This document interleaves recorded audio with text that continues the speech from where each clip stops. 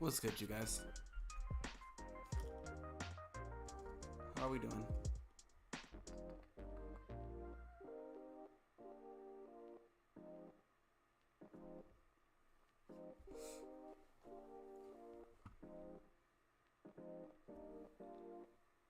We have 39 movies to go through, is the current count I've got. Repping on Twitch. I'm on both right now, actually. You can check in either one. I've got it on both Twitch and YouTube, so we'll see how that goes. Actually, what I probably should do, pull it up out of my phone so I can make sure I can see that there.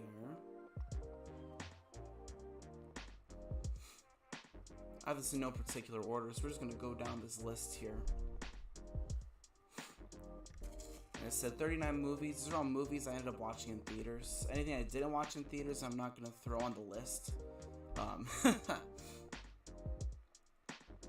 So we've got everywhere from Trolls to Iron Claw, anything on there. So I'm going to start jumping through relatively quickly. Get the no-brainers out of the way before I get into the ones I really do want to talk about. So I'll start with Shazam. So the issue with Shazam is that I really liked the first movie. The first movie was something really special in terms of just the big old slump that DC was still in. So when the first Shazam came out, it became a breath of fresh air, so to speak. And so you're jumping into Shazam 2. I was hoping we were going to get something along those lines, and I think DC ended up figuring out that they kind of did lightning in a bottle and then lost it in the second movie. The villains really suck. Zachary Levi still does not know how to act. So it ends up becoming this movie that has good ideas, but it doesn't do anything with them. It stays really, really, really unfocused at times. And then I don't know if it's in Gal Gadot's contract, but then her Wonder Woman popping up didn't make any sense whatsoever. So we're sitting there trying to figure out why they're popping her in for whatever reason. Like I said, maybe it's a contract thing when they got her onto this movie, or just DC in general. But her popping in, it doesn't work. It doesn't work. Her being the cameo that's always dropping in, I think, is not good. And so, taking all that into account, you've got Gal Gadot. Zachary Levi can't act. The guy that plays the younger Billy Benson, I think, was absolutely the star of the movie. And I wish we got more time just to sit there with him and let him kind of cook. And they never let him do that. And so, what you're stuck with, and what all of us ended up getting stuck with, is this movie that has a lot of great ideas and a lot of really good stuff that they don't utilize. Shazam is going in D. I don't think it's super awful, but it wasn't good. It wasn't good. I still left the theater really, really disappointed in what I watched. It was absolutely, without a shadow of a doubt, not a fun experience. And hopefully they'll finally put Zachary Levi's Shazam to rest, so that way we can go on to someone else that might be able to act a little better. Demon Slayer, I'm also putting in a D. The issue with this one is that it almost doesn't feel like they advertised it well. They didn't advertise it well. Not only that, but you're watching 2 episodes of something you've already seen, and then you get the first episode of the Swordsmith Village arc. And so, the real issue, I forgot a movie. We're gonna talk about Godzilla. I forgot to download the picture for it. I just realized that. But Demon Slayer, the issue with it, like I said, they didn't advertise it well, and you're coming off of a really big high with the Entertainment Village, or the Entertainment District. Because that arc was a lot of fun. That was a great arc, and I don't know how much people agree on the matter, but I think when it comes down to it, the Swordsmith Village arc is really weak. Not only that, but you're coming off of Demon Slayer's best arc, the Entertainment District. So you're going from the best to the worst, and it's a big leap. And this movie kind of shows you what that means. And that's, like I said, just a bunch of misadvertising. It was not my thing. Alright, I think I went through my quick ones here. Trolls was really solid. Trolls had no reason to be solid. They took a really long time to figure out how to make this franchise work. And number 3 shows that DreamWorks still has what it takes. The first movie's mid, the second movie's not phenomenal, and then you go to the third one, and it's different. It's different in a really, really good way, and I can't quite get the words to explain what that difference is, but it's different, and it's for its own benefit. And if I were to try and explain it, it would probably be that the characters ended up being able to really grow. Poppy, not so much. I think they keep Poppy kind of in her own little thing, and she's kind of Branch's hook, and hook anchor, and keeps him kind of from spiraling through the movie as he's trying to cope with past trauma with his brothers. And so with this movie, I think it's DreamWorks learning and solidifying how they want to take these characters and where they want to go with it. And so with that, it does leave for a story that was really good that maybe shouldn't have been all that good, but does anyway. It's still so much fun to watch. It was still very, very, very entertaining. The songs, I think, were better this time around. Anna Kendrick still has a set of vocals I can't even begin to describe the amount of musical talent that she ends up having. And that's displayed really well here in this movie. This was one of the biggest surprises on this list, I think, because I didn't like the first two movies. Went into this one because a whole bunch of friends wanted to see it, and I left really, really surprised. I was very happy with it, and I think Trolls being an A, maybe not A tier, probably B tier, but it's still solid. It was still really good. Ferrari.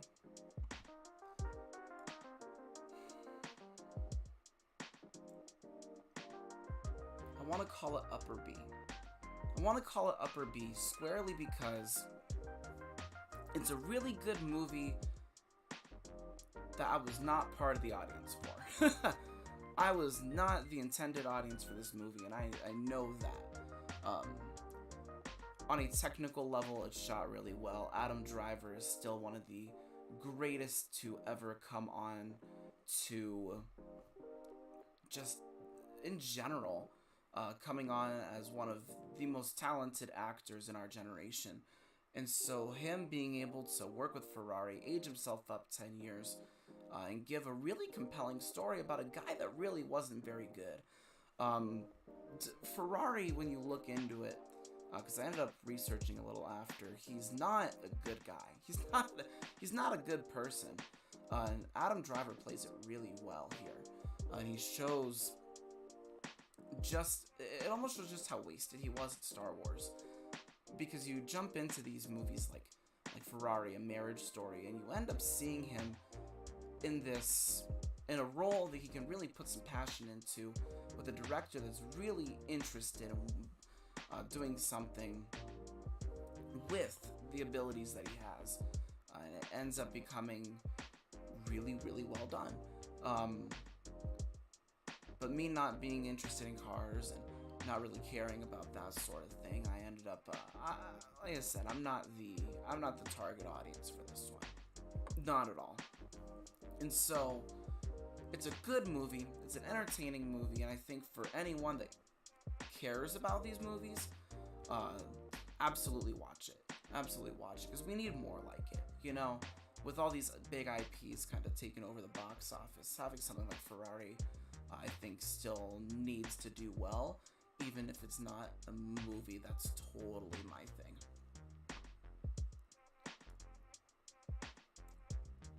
No Hard Feelings is going in C, because I think it's the most average movie I watched this year.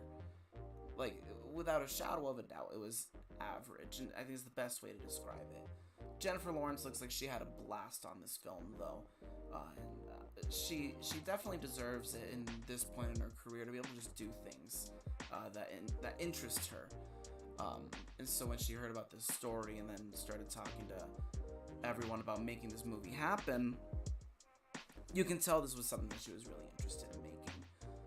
And you can tell when you're watching it that this is a film that the story probably didn't need to be told, but was told anyway. And it wasn't bad. It wasn't bad. It wasn't great. It wasn't anything exceptional. It's just a fun, dumb rom-com movie that anyone can turn their brains off and probably have a good time.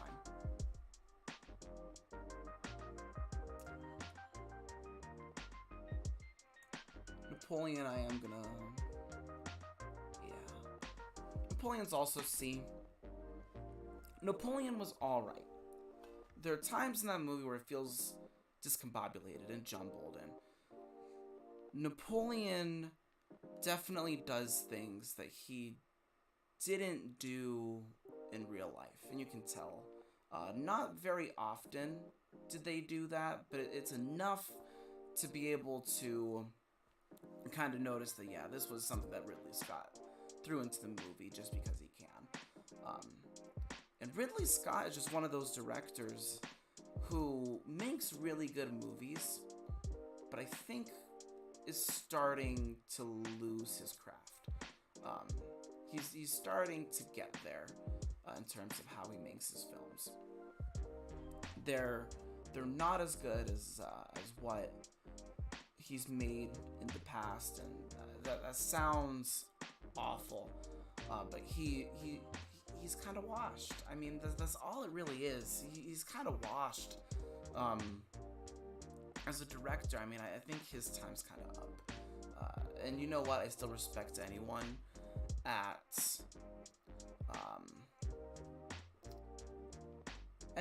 86 that can still make movies. It can still pursue this career, because God knows it's not easy. Everyone knows that making movies is not an easy thing. So being able to whip out Napoleon like that is still so respectable at his age that he can still do that. I wish there was a little more of the war scenes. I think because everyone knows so much about his military record. I think the other part was to show just how much he failed as a military leader that ended up for his 2 exiliations from France. Overall, though, just as a movie in general, it's entertaining enough, but there's definitely a little bit to be desired.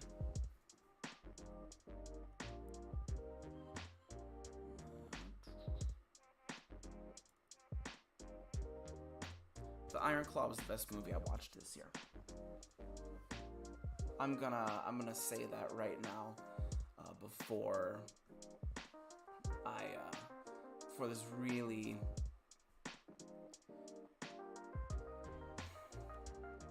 what's there not to say about the Iron Claw that has been said already, you know?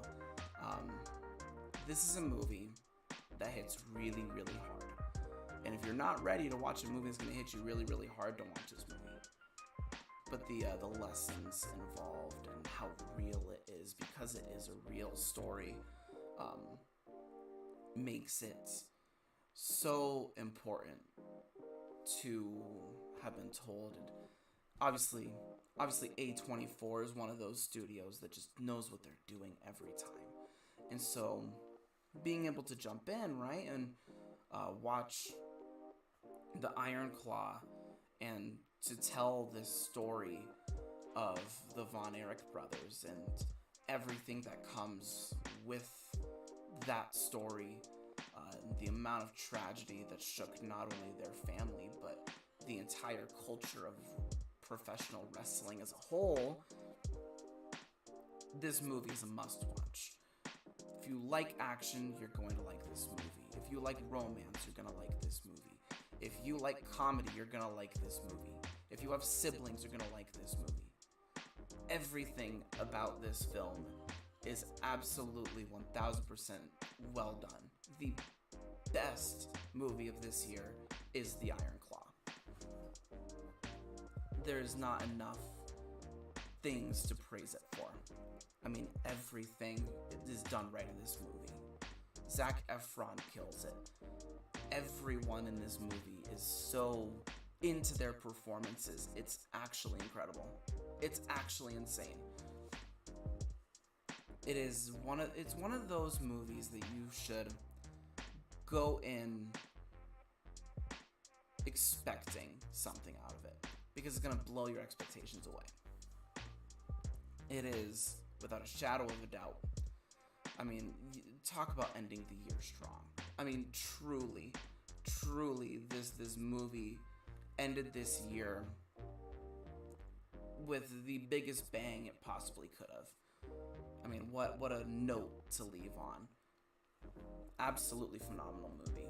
Absolutely the best. Killers of the Flower Moon, I'll put in an A. The only reason that it's not an S, because I definitely felt the time. Like, once 3 hours kind of hit, I definitely started to feel it. Oppenheimer has the same problem, and I'll get into it in a little bit there. But Killers of the Flower Moon, I mean, Scorsese is one of those legends that still has so much left in him to tell. he still has those stories, and this movie shows that he films with a purpose. And Killers of the Flower Moon does that, and it shows a story of one of the greatest tragedies coming out of American history. I mean, Scorsese, and the way he made this film is absolutely incredible.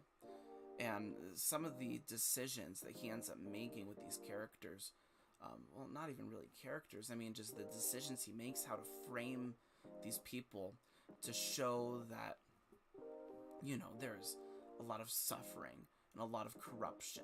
This movie's gonna make you mad. This movie makes you incredibly angry. And you know what? It's one of those things that just ends up,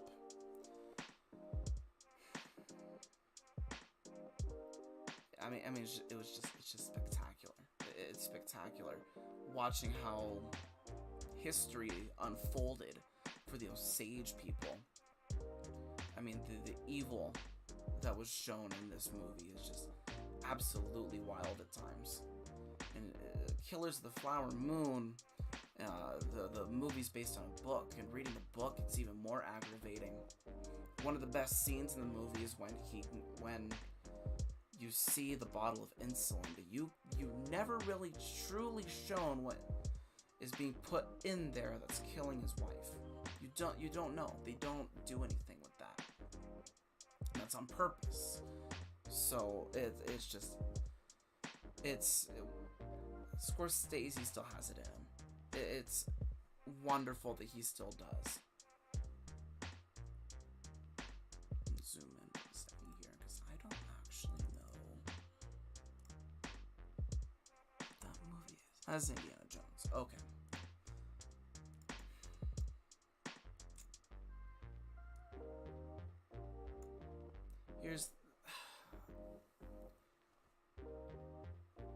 There shouldn't have been another movie after Crystal Skull. And I think that's a lot to say. Because Indiana Jones is one of those icons that are up there with Luke Skywalker in terms of what defined the action hero. And Harrison Ford brings such life to this character. So it's really unfortunate watching this movie without any of that light. He doesn't bring any of that. And so we end up in that situation where I really want to like this movie, and I really want to see it send off this character that's been in a really good amount of people's childhoods at this point, and it ends on a whimper. Truly, Indy ends on a whimper. It was a hard watch. It was not great. And so the characters aren't very likable in this movie. Some of it makes no sense. The time travel plot didn't need to be there.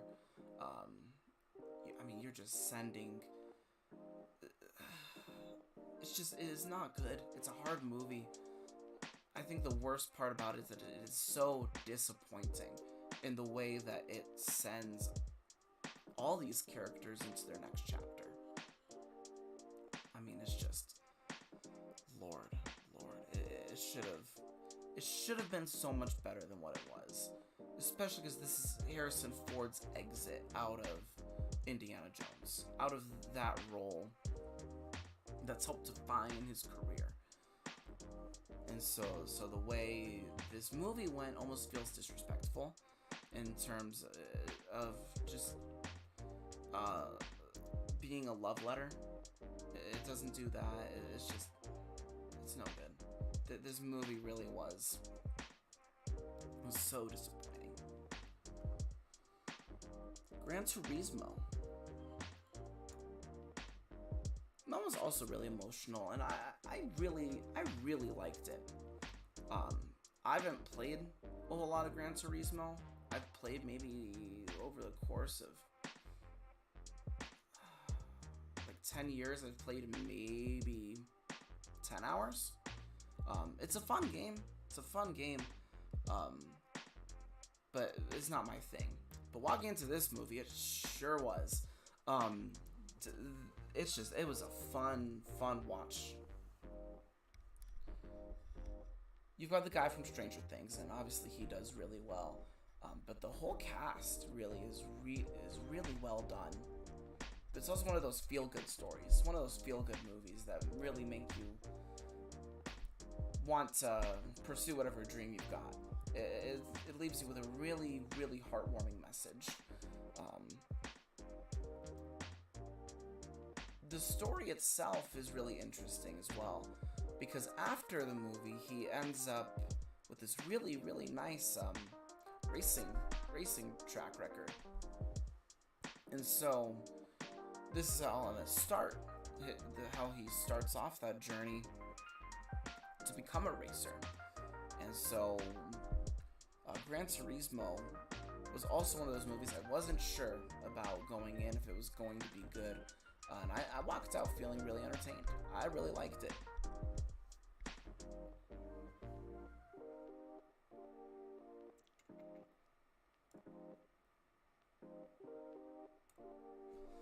Hayao Miyazaki, I think, walks now.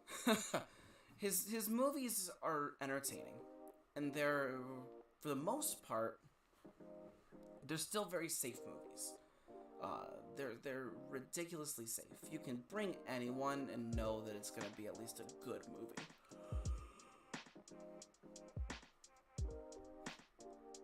But I think his prime time is up. I think him making just the best of the best, the creme de la creme of his films. I think we're past those days. I think he's doing a little, not even a little. He's doing worse. He's doing worse than where he started. And then I watched his son's film, and it wasn't very great either. It might be time for that family to kind of get out. In terms of the story's simplistic, very safe. The main character, I think, is a lot of fun. I like the Heron a lot. I think the Heron is one of the most entertaining characters in Miyazaki's movies. Just the way that they kind of do, the way he kind of does his thing. This is one of the ones I watched in sub and dub. And the fact that Robert Pattinson is the Heron is really interesting to me, because that man's got a lot of range. And when I first learned that it was Robert Pattinson doing that, I mean, I would have never been able to guess until you told me. He's just that good at what he does. The music's really good. The music's wonderful. The animation, I mean, it comes from Studio Ghibli. It looks just as good as any of his other movies. I mean, the stories can fluctuate, but those movies always look amazing. The Boy and the Heron is just one of those movies where it's fun, it's good, it's very, like I said, it's very safe. I wish there were a little more risk-taking decisions made in the movie, but at the end of the day, like I said, I really don't think it's that bad. Truly, I don't think it's bad.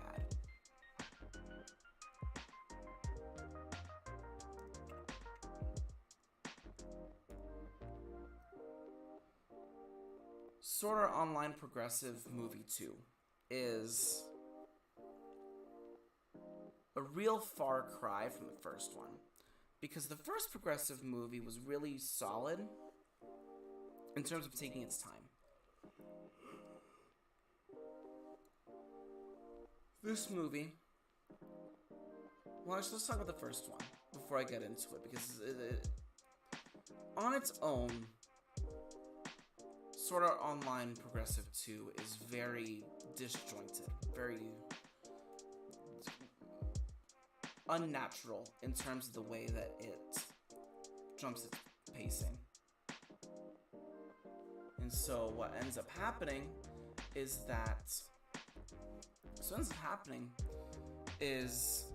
you have this story that looks like it probably links together, but the stuff that they cut makes everything feel unnatural. And so with it being unnatural, the movie itself doesn't feel like a movie, it feels like a clip highlight. And the Marvels has that same problem. And so the other difference when it comes to something like, let's say, the first movie, is that with the first movie, it's very not self-isolated, but it's wrapped up really neatly, and its pacing makes sense. With this one, it leaves more stuff open, but it doesn't do things in a way that makes it feel like a linear, progressive story, which is really weird. And so, with this one, I think the biggest gripe I have is that it started focusing on Asuna. It doesn't feel like it focuses on Asuna this time around. It doesn't feel like there's a central focus. Not only that, but I was under the impression that we were going to be going through each floor. And so to go to floor 5 instead, I don't know. It's just not my favorite thing in the world. I'm not the most impressed with it. The best part about this movie is absolutely the music. Yuki Kaijura is still absolutely phenomenal at what she does. Her soundtrack will forever be one of the greatest things to happen to Sword Art Online, because it absolutely does not deserve the really good music that it has. So, it's D tier. It's D tier. I mean, for a bunch of movies that were supposed to be really good, it's one of the more disappointing ones.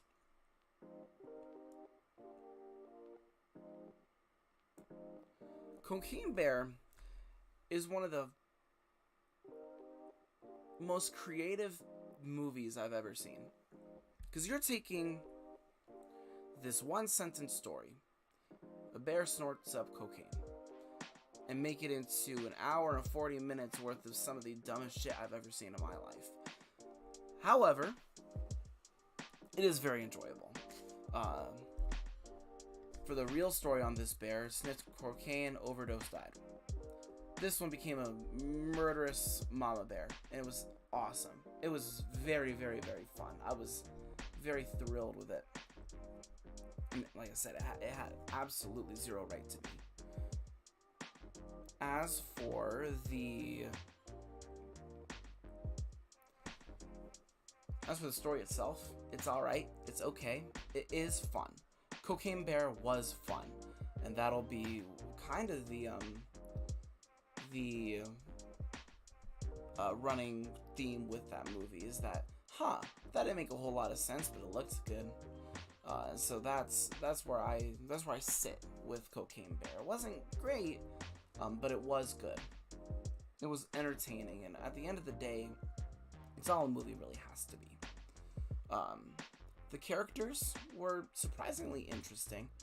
The music itself also was alright. It was okay. The visuals actually for this movie were really good. The visuals and the way they did the CGI bear looked really nicely done. But as for Cocaine Bear itself, a little bit. It's weak.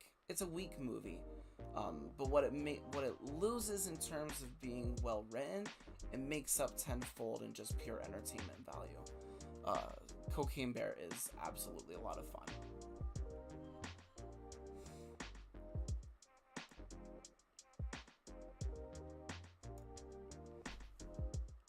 Oppenheimer is one of the greatest anti-nuclear weapons movies, media. We'll go with media. It's one of the greatest anti-nuclear weapons media I've ever seen. Christopher Nolan is insane for what he does. The fact that this movie is completely completely practical, and that he just did things in certain ways to get the effects that he wanted. And when you watch the behind the scenes of Oppenheimer, it's incredible, truly. I mean, just the way that this movie flows itself, the way that the present is made in color, and the flashbacks are in black and white, the fact that the trailer music is not just drums but running, and then it's stamping, and there's triple meanings into every single thing that is implanted in this movie. I mean, it's one of the most harrowing achievements in cinematic history. I mean, there's everything that you can say about Oppenheimer. Oppenheimer's just incredible at what it does. Christopher Nolan is incredible at what he does. There is absolutely, without a shadow of a doubt, no way that you can sit there and tell me that Oppenheimer was not at least a good movie. The message that it gives any watcher, I think, is timeless and is only going to remain more relevant as time goes on, especially with everything going on in the world. It's going to continue, and that message is going to keep going stronger and stronger and stronger. This movie sells that. Robert Downey Jr. shows that he is absolutely wonderful at his acting abilities. There were times in the superhero genre that you get they don't let you sit there being able to really let your acting chops flow, and if they do, then it goes unnoticed because of the way the genre is. And so with Oppenheimer, he's able to let those chops go, and then people are going to be able to praise it more because it's not in that superhero genre. And I think Robert Downey Jr. exiting the superhero landscape was one of the greatest things that he could have done for his career, and this movie proves why that is. Doolittle gives the antithesis on that him leaving might not have been the greatest thing for him, but this one absolutely trumps it out of the water. I mean, Robert Downey Jr. has this talent that elevated this movie so much. He was, I mean, you can call anyone a villain in Oppenheimer, but he was the antagonist, and as the antagonistic role, he did phenomenally well. And then there's the man that played Oppenheimer, and he looks like a man running on borrowed time, and I mean that in the most positive way possible. I mean, Murphy does everything correctly. Everything he does right with this one. I mean, he's just, the way that he does things and the way he goes about his presentation of Oppenheimer and how he presents this role. I mean, it's just something spectacular. Truly, he had absolutely no reason to do that well at this. He brings this aura of this man that bites off a little more than he can chew, and then sets off the greatest domino chain ever seen in mankind. And it's, I mean, the final shot of Oppenheimer itself is one of the most visually impactful scenes in cinema. There is not enough that you can say about Oppenheimer. Truly, there's not enough to say about just what an achievement this film was. Everything about Oppenheimer was done right. Every last bit of it. My only issue is that it feels a little too long. Slightly too long. But the way it was made, I don't even know if you could cut anything without it completely taking out some of that impact this movie had. I mean, it's just what a film. What a film. I mean, Barbie, Oppenheimer, Spider-Verse all coming in about a month and a half of each other. I mean, you landed really solidly with these ones. And Oppenheimer is one of those three trinities that shows just how well cinema still is. And speaking of that trinity, Barbie was really good, and Barbie had no reason to be good.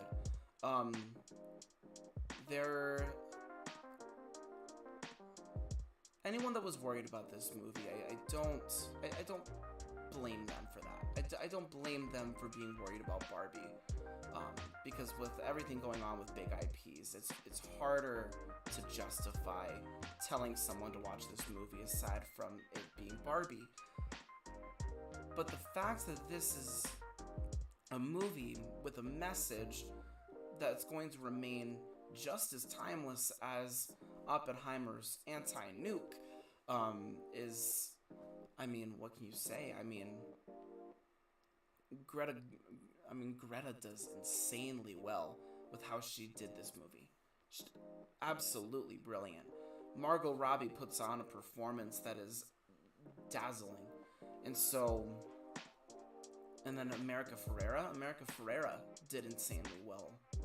And it's just this really feel good, really happy, but also kind of thought-provoking film. And so being able to jump in with all three of those, I mean, Barbenheimer absolutely swept. As much as the memes come through, I mean, both of these movies deserved every bit of success they got. But obviously for two very different reasons. But I think one thing joining them is that both of them had really important messages and really important things that they wanted to convey to the audience, and both of those did really well. Barbie, though, I think hits different people harder than other people. Where it hit hard for me, it probably hit harder for any woman that watched this movie. I mean, I didn't cry, but some of the people that I talked to when they watched Barbie was talking about how it just left this profound impact and just left them feeling thankful to be a woman. And it's, I mean, any movie that can do that deserves a lot of praise, a lot. The soundtrack for Barbie is absolutely incredible. There's not a dull song in that movie. There is not a dull scene in that movie. The fact that they use so much pink that they put it into an international shortage, I think, is really funny. But no, Barbie was incredible. I mean, that was also a surprise. You could have gone either way. You could have gone really bad, big IP makes money. You could go really good and then kind of like forget it is an IP. And the fact that she took that right route while also remaining true to good filmmaking, but also having a respect for the IP that you're working with, it was absolutely what a treat. What a treat.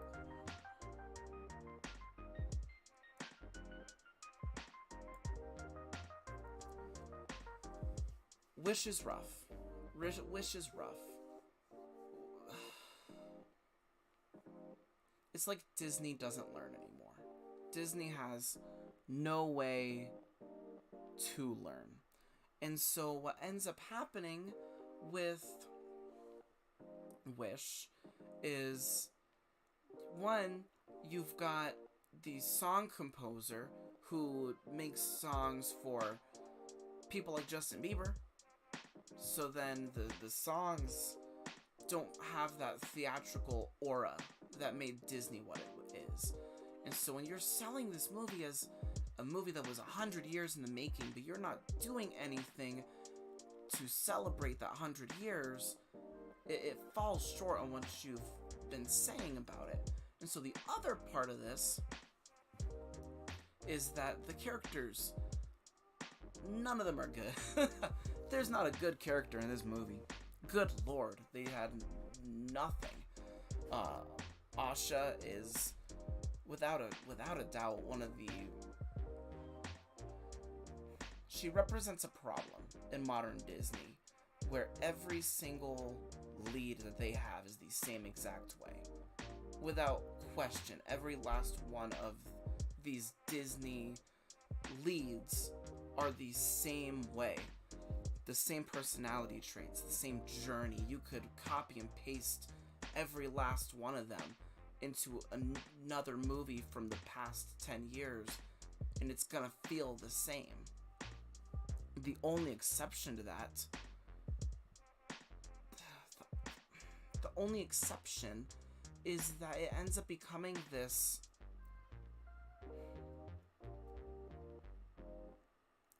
I don't know what I want to say on that one. I mean,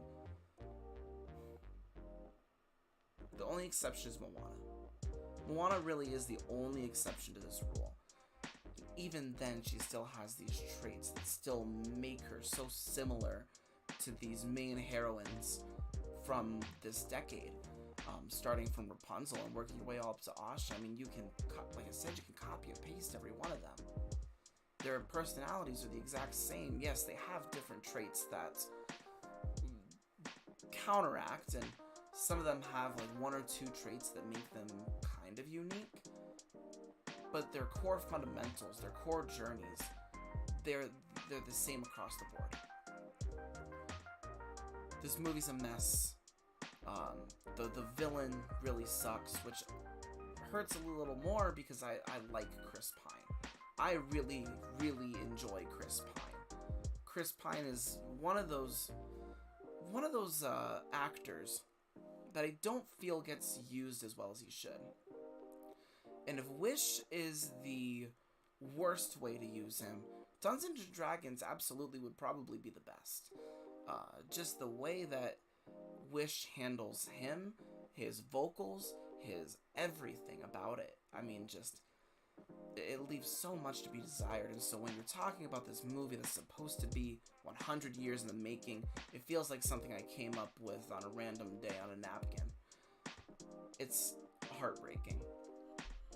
And so hopefully with how this went in the box office and how things kind of went, I don't know.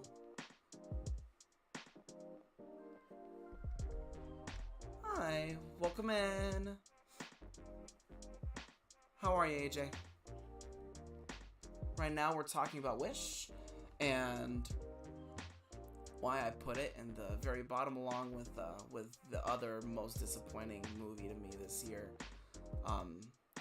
I think if I were to give it any really positive feedback, I think Wish is going to create a new way to to get people. I agree, Julian. Truly, it feels AI generated, absolutely.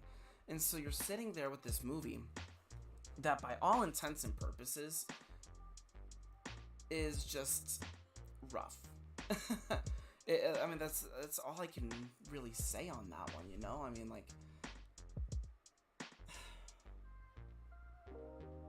for what it was trying to be, it fails. For what it's not trying to be, it's just unfortunate. But I'm hoping Disney learned, because I think there is, as a Disney film, just so. Still, I liked it a lot. You know what? Anyone that did like it, I'm not gonna dog on them, because where it wasn't for me, maybe it was something really special for you. And I think that's the greatest thing about movies, right? Is that where for you, maybe it was absolutely amazing. For me, I feel like I went in expecting too much, and I think that's I shouldn't have expected as much as I did with it. It was okay, but out of all the movies I watched in theaters this year, it was definitely one of those ones that just I wish hit a little harder. But I wanna gush about Chris Pine. So I'm gonna go ahead and we're gonna talk about Dungeons and Dragons, because this one, my kids absolutely loved it. Kids absolutely loved it. It was just a smart fest. I never understand what a sad way to celebrate their 100th anniversary. Exactly. And what's unfortunate for me is that the celebration they did have with Once Upon a Studio is one of the greatest love letters towards their studio in the first place. And so maybe that was what it was meant to be. It was okay. Well, Wish wasn't very good, but we have this other one with Once Upon a Studio that we know everyone's gonna think, wow, like this is the celebration there. Well, Once Upon a Studio made me cry so hard. Exactly. I mean, that one hits you, and I really don't think it was like, maybe it wasn't supposed to hit as hard, and I don't think it was intentionally. I don't think it was intentionally supposed to be like that. I think Wish was supposed to be the one that got everyone feeling a certain way. But Once Upon a Studio was absolutely the celebration that Wish should have been. D&D was so good. Exactly. So D&D, yeah, I mean, D&D is a really interesting one to talk about, because every D&D movie in the past was awful, straight awful. And so jumping into this one, I was like, okay, we're gonna get another movie. We're gonna get another D&D movie. Probably not gonna be great. And I'm so happy to say how wrong I was, because that was so fun. There's just so much love involved in the D&D movie. For the people that play, and I think that's the big part of this one, is that D&D is this game that has transcended through the 80s, through the 90s, 2000s, all the way up until now. And so this movie is such a love letter to the people that play it, to the people that make it, to the people that don't know D&D. I mean, it's a love letter to all of it, right? I mean, the movie itself is so entertaining, and anyone that's played D&D, whether you're a player or a DM, I mean, you're going to see them do things that you're going to think, oh, I do that. Oh, I do that. And so, it was such a good, entertaining movie. Exactly. I mean, both of you are totally right. I mean, D&D was really, really funny as well. That's where I was kind of worried. I thought, oh, we're gonna, like, it's gonna flop. Like, the comedy's either not gonna be really good, or they're gonna start making meta remarks about how D&D is for nerds. And so for it to be not just not disappointing, but also the fact that it was by the fans for the fans. The fact that they played a D&D campaign and helped base the movie off of the campaign they played was absolutely 100% amazing. Oh my god. I mean, I think everyone was a little skeptical about this one. And so being able to jump in and be pleasantly surprised, like I said, I mean, Chris Pine, for the way that he did this movie was wonderful. It was incredible how he was able to go up on it. And so there's not enough that you can say about how full of life this movie is.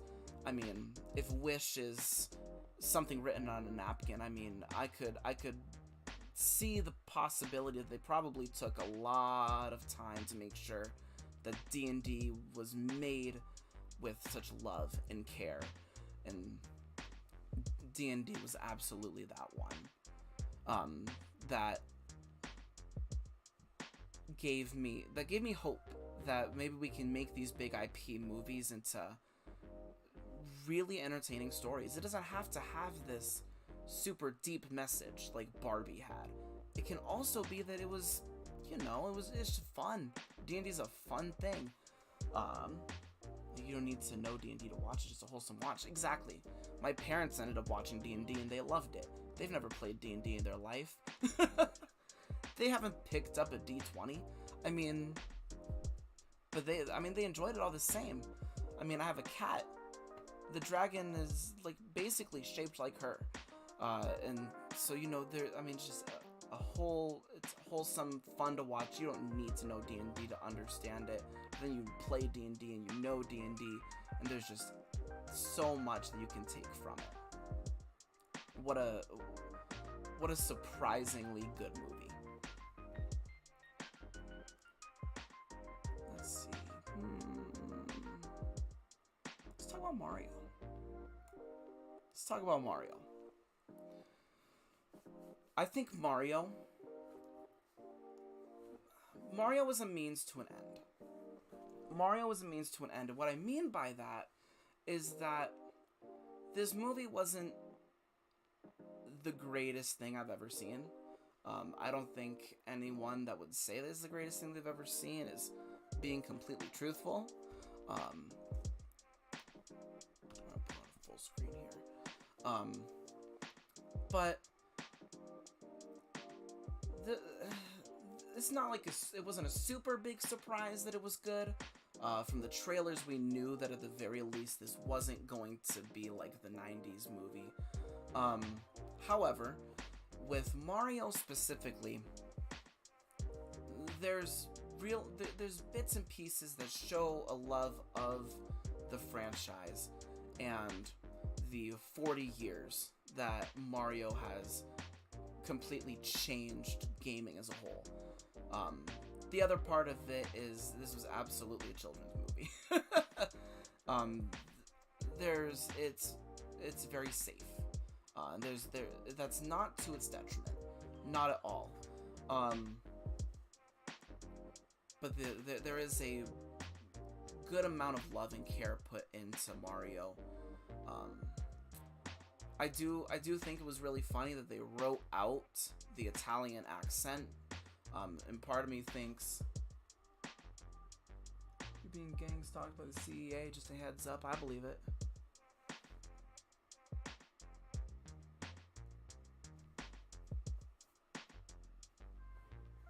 But no, I think what's become so interesting about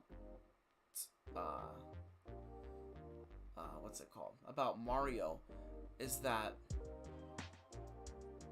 you've got this really, really big set of big names that ended up that prove almost around the same thing, that big actors can still voice act if you give them the right lessons. And I think the best place to show that is with Jack Black. Granted, he's had a lot more time to kind of figure out all that comes with it. Mario was just fun, has an instant mass appeal to everyone. I thought it was a big love letter to everything Mario. I agree. I think the biggest love letter with Mario was its music.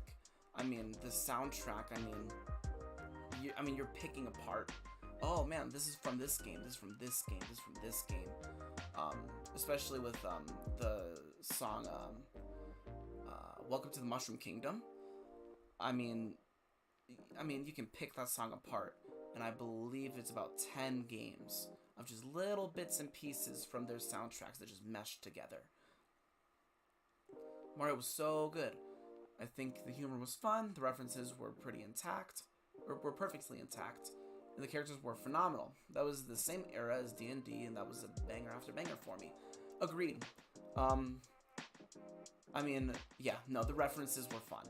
I think that all the references there were absolutely beautiful. The characters, Donkey Kong, Seth Rogen as Donkey Kong, it was absolutely wonderful. Whoever decided that was a good idea, I hope they keep doing those types of things, because that was really good. It really does draw you into the movie by constantly making you want to look for references. Exactly. The Easter egg hunting was one of the most fun things about Mario. It's kind of the same length of Detective Pikachu, where there's so much to look for, I mean, you can get 100, 150 references and still not have caught everything that they threw in there. I mean, Mario, I mean, no one's expecting, like, the greatest thing ever. And they know that. And so when they're going in, it's just like, well, let's just jam-pack this with as much fun things for people to find as possible. I think it was its strongest benefit was being able to do that. Yeah, I mean, Mario and D&D coming out roughly the same time and both of them being really good. I think that happened twice this year. Like I said, you had Mario and D&D, and you also had Barbie and Oppenheimer. And both of those two coming out in conjunction with each other, just banger, banger, banger, banger. I mean, it's just, those four movies were showstoppers. But Mario, I think, was just really impressive, just in terms of the amount of, just in the amount of stuff that they put in there. What makes me worried, and it's not the movie's fault whatsoever, but the only thing that I'm worried about is that studios are going to get the wrong idea. That we want video game movies for the sake of video game movies. Video game movies for the sake of references. I still, like, it should still come with a good story. It should still come with good characters. There's bits and pieces of it that make me worried that when they announced the Legend of Zelda movie that they want to keep going, was okay. Well, let's hope that they didn't get the wrong idea, and we'll know if they got the wrong idea once the Legend of Zelda movie comes out.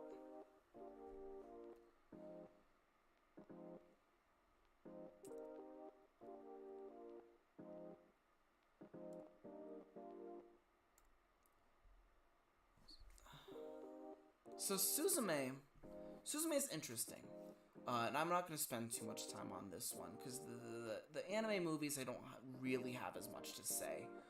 Suzume was okay. Suzume was alright. Like, it wasn't bad by any stretch of the imagination. Makoto Shinkai still makes some of the most visually appealing movies ever put to the digital to the digital landscape of animation. I mean, the way he makes things is absolutely gorgeous. He has every right to be he has every right to make these movies that look beautiful. The story's a little weird. The story's alright. Her falling in love with a guy that's much older than her, who looks like a chair, is just, it's okay. I don't mind it. It's anime through and through. But I don't think that's necessarily a bad thing. But the story is definitely the weakest part of this movie. But the music's wonderful. The visuals are stellar. And these types of movies show you the influence that Hayao Miyazaki has had over animation as a whole. And the way that they do animated movies, Suzume and Makoto Shinkai in general kind of show what type of legacy Hayao Miyazaki is going to leave with us once he passes, which hopefully he's still got more movies in him. But Suzume was absolutely one of those that just, the story's alright, but what it makes up in everything else, but the story hits a little, just not enough. Yeah, you see that kind of corporate thought process everywhere in film, especially nowadays.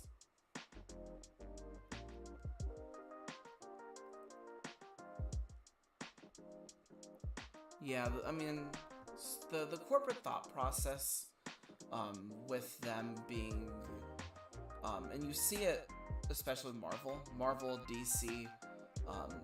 I mean, the thought process of, they just want to see more IP is terrifying, to say the least. If we end up in a situation where we're gonna be it's gonna matter more on putting your money where your mouth is, and what type of thing you want. And so that's why, with Barbie being super big, that was really good. And that was something that we want to continue doing, IP with a message, not just IP. And so we'll see what the studios learn with these movies. But I'm not going to hold my breath on it.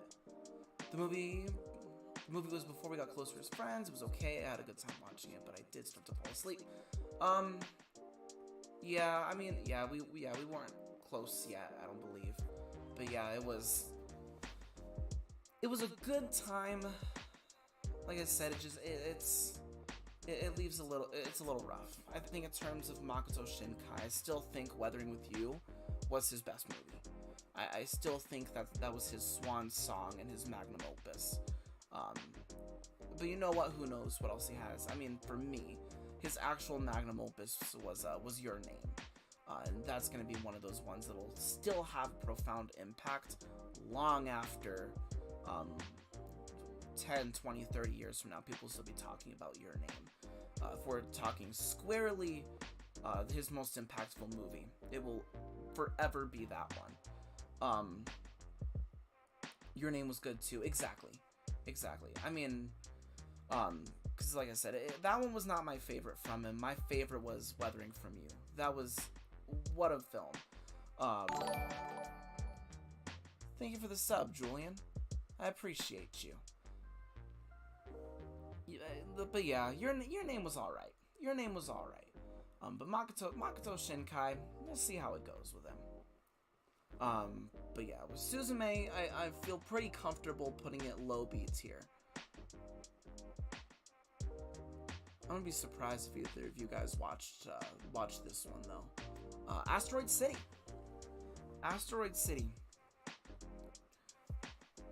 Wes Anderson makes movies for a very specific audience. And if you're not part of that audience, it's gonna be weird watching his content. When it comes down to it, he makes these really profound, really multi-leveled and multi-layered movies. And so when it comes to Asteroid City, it's one of those ones that's gonna make you think for a split second. Because you've got one layer of it being a story about an asteroid, a city that had its asteroid hit the city a few hundred years ago, and so every day they have Asteroid Day, right? And then this alien comes, swipes the asteroid. The other part of this is that it goes to... So the second part is that it's a play. And so these two layers interweave together. And if... It's wonderful, is what it is. Because the thing hasn't actually come out yet. It's a hard movie to explain. Truly, it's weird to explain what Asteroid City was. But being able to sit there, and I love Wes Anderson's movies because it makes you think. It forces you to get the noggin rolling a little bit. I mean, it was the same thing with Isle of Dogs. He makes these films that make you sit down, kind of take it all in for a split second. All the actors were incredible in this movie. Scarlett Johansson, this was probably one of her lowest paying gigs. Which, now that I think about it, it's not as low paying. She made $4,000 a week filming this movie. But when we're talking about what she was making as someone like Black Widow from the Avengers, she ended up...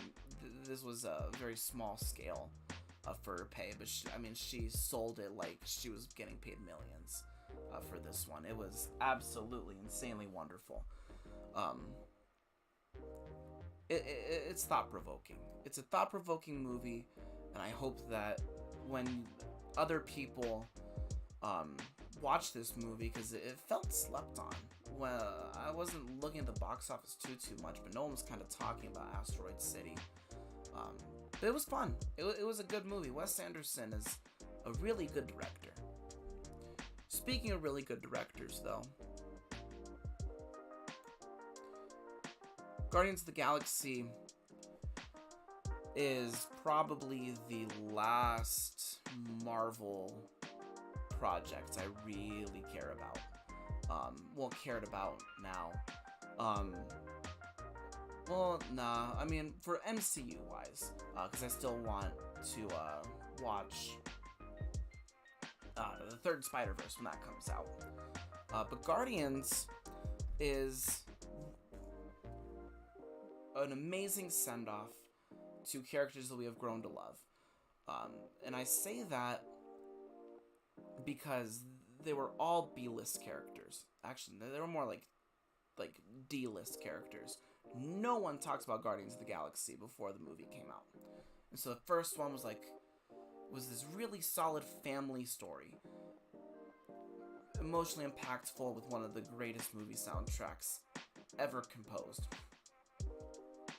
2 comes out, and if the first one was them about forming a family, the second one is about them learning to be a family.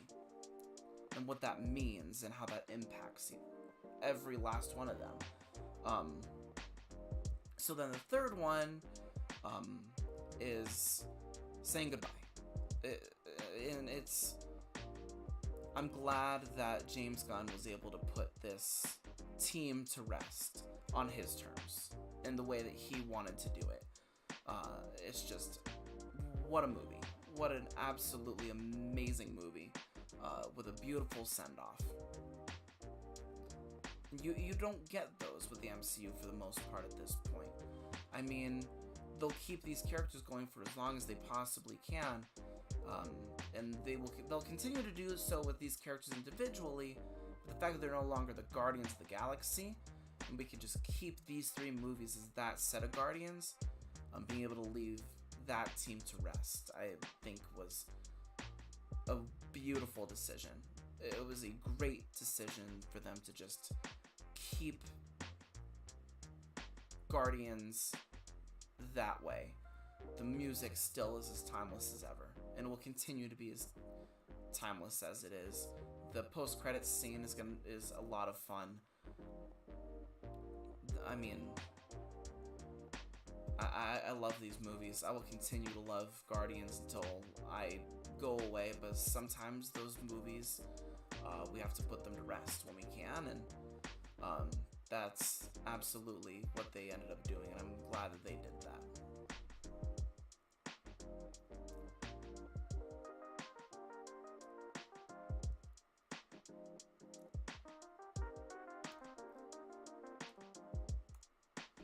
I really liked The Hunger Games. I really liked the book on this one as well. A Ballad of Songbirds, and Guardians 2 was absolutely amazing. Easily one of the best movies I've ever seen in the past 10 years. Absolutely correct. Absolutely correct. Guardians 3, I mean, James Gunn, before I talk about Hunger Games, James Gunn is such a talent. And the fact that he's in DC gives me so much hope. Guardians 3 is just one of those, like I said, it's just one of those movies where I'm glad that they didn't allow it to overstay its welcome. Putting this team on the shelf, like I said, they'll use the individual characters, but putting this team as a team specifically to rest and saying, I'm out, I'm done, we're good, I think was the best decision they could have made, especially with Marvel fatigue and the way things are going with them. I think them keeping it that way was the smartest move. That's what they should have done. That's what they did. I hope they don't backtrack. I hope they keep it that way. It's Marvel, so there's always that chance that they won't. But there's a part of me that thinks that maybe they know that they shouldn't use these characters more than they already have. They're gonna keep it that way. and that's what they should do. So Guardians 3, I think, absolutely should be. I mean, if that was your favorite movie of this year, no qualms. I won't blame you for a second. I mean, Guardians 3 did everything right. You have everything. Absolutely a proper send-off. I mean, it's so respectful, is what it is. I mean, like I said, we've grown to fall in love with these characters. These characters that the comics kind of shoved under the rug, so James Gunn went, here, let me try something. And that little experiment to see what he can do with D-list characters ended up becoming the second most recognizable team name in Marvel. It's wonderful. It's truly 100%. I mean, just what they did with Guardians was beautiful. Yeah, they absolutely 110% did so well with what they did with these characters.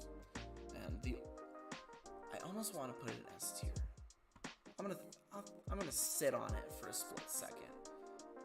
But Guardians, good lord. Actually, put in high A. I'm gonna put in high A.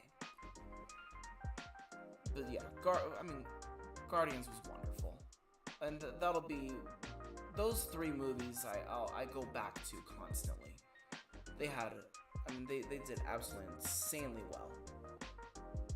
The Hunger Games took a 3.8 star for me.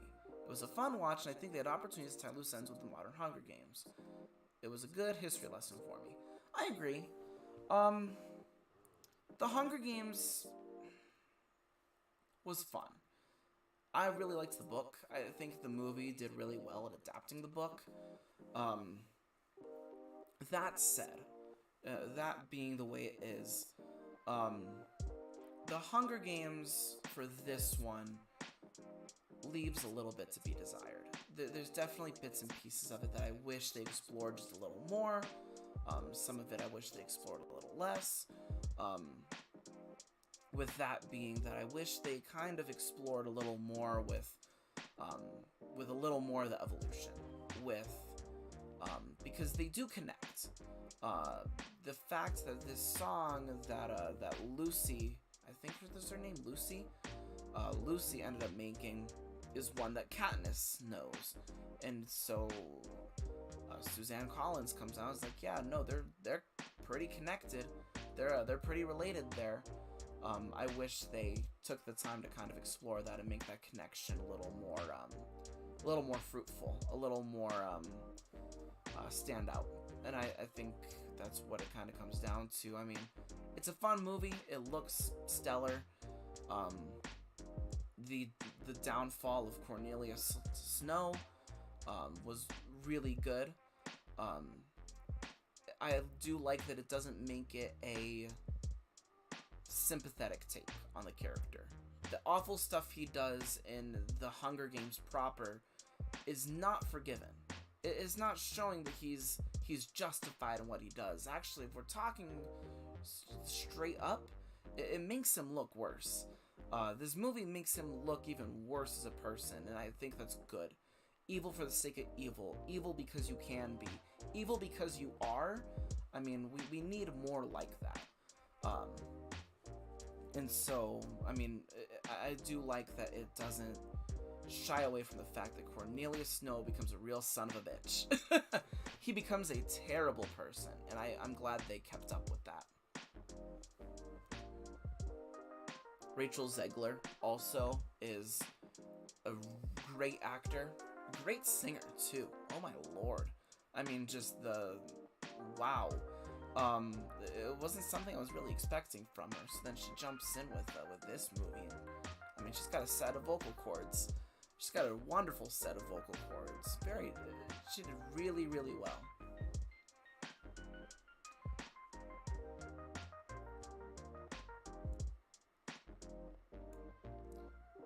I'm gonna preface this one. I have not watched the original Color Purple. This movie put it on my watch list. I will absolutely watch the first Color Purple.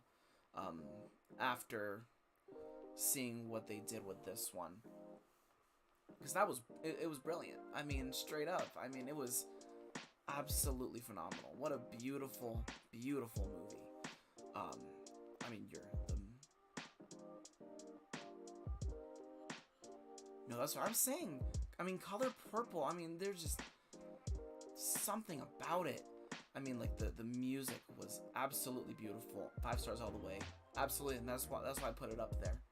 I mean, beautiful the entire time around. I mean, it's a lot like life. You start out strong, it fluctuates. You hit those real highs, you hit those real lows, and then the ending and the way it ends, I mean, it's just absolutely spectacularly beautiful. I mean, you've got terrible people, you've got really good people, you've got ways to see about how they were treated at this time, and the way that these people were just absolutely, I mean, they weren't treated like human.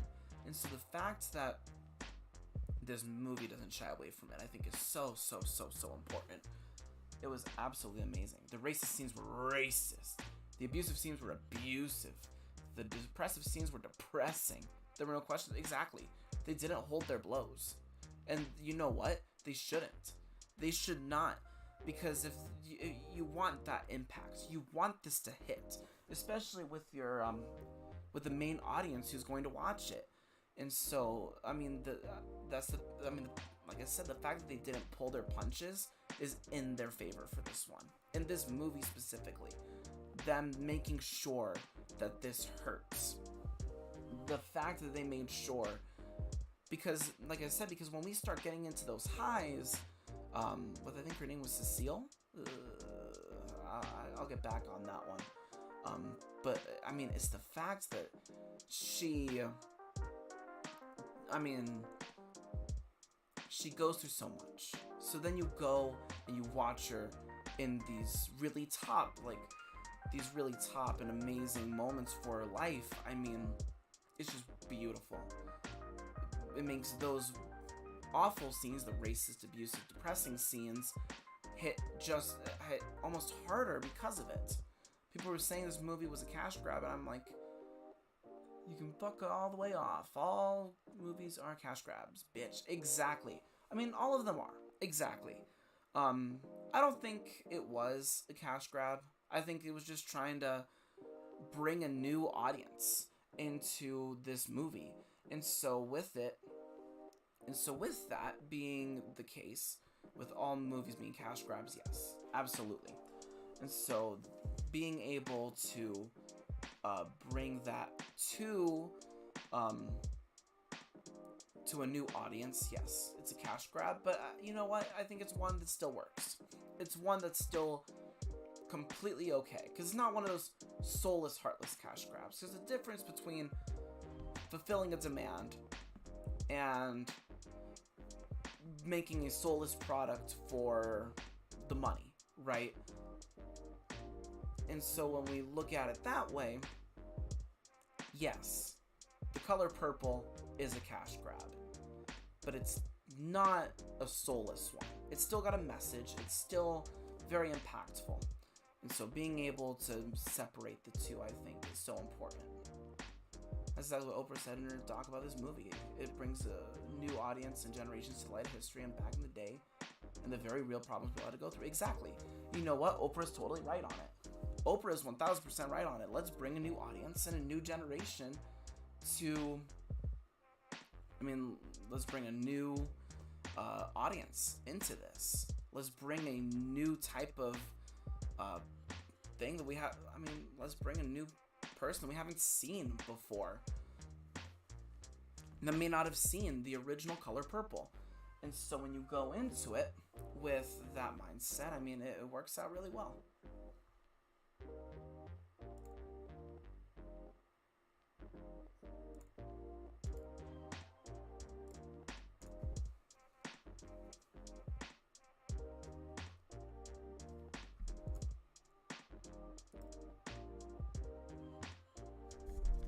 Who is that? Well, it's 125. Welcome.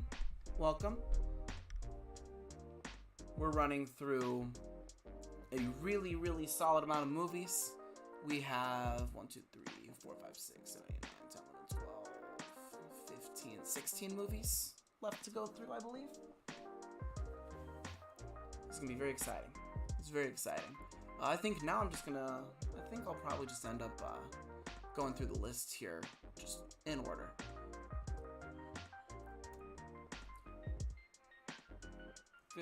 Good evening, I'm a layer.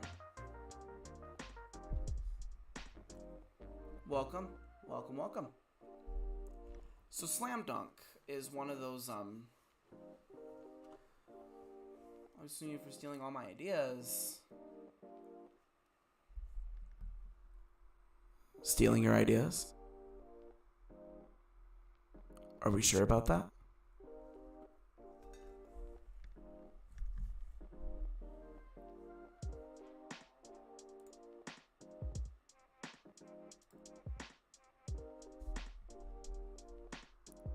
Every idea is stolen.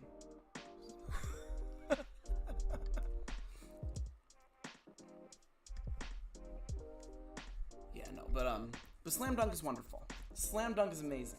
2023 has some of the biggest disappointments and best movie in history. Agreed. Absolutely.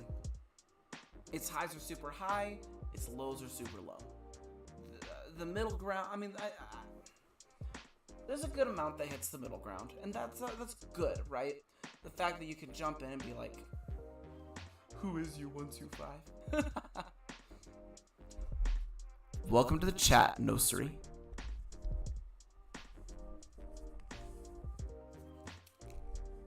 I think what's interesting about Slam Dunk is that one absolutely was slept on. But everyone that I know that ended up watching it had a really, really good time with it. They had a really good time with Slam Dunk. I mean, you've got this emotional story with the main character. The main character of this movie isn't the main character of Slam Dunk itself. It's one of his teammates. However, it's just one of the movies that I knew I was going to go in liking, but then understanding that they did this because they wanted to focus on another character. And so I'm jumping onto things that I didn't quite know. It was a treat for both people that have read Slam Dunk and the people that haven't read Slam Dunk. People that haven't read Slam Dunk probably gave it a watch after this. I believe Barbie should be tier S. Care to explain? I'll give you my reasoning as to why I put it down a little bit. Barbie is good, though. Barbie was really good. I think for me, Barbie didn't leave a super big, profound impact on me. It didn't change me as a person. Slam Dunk really didn't either. But lurking will be lurking. I'm trying to have comments for certain movies. Sounds good to me. I think Barbie was one of the biggest surprises. Not surprises. They had some good songs and good dance compared to others like Glee. Oh, agreed. Absolutely. No, the soundtrack was one of the greatest things that came out of this movie. Absolutely. I agree with that one, 1000%. The fact that they were able to make it really, really well done with those parts specifically. America Ferrera is one of my queens. Yes, she is. I loved her in Superstore as well. America Ferrera is really good at what she does.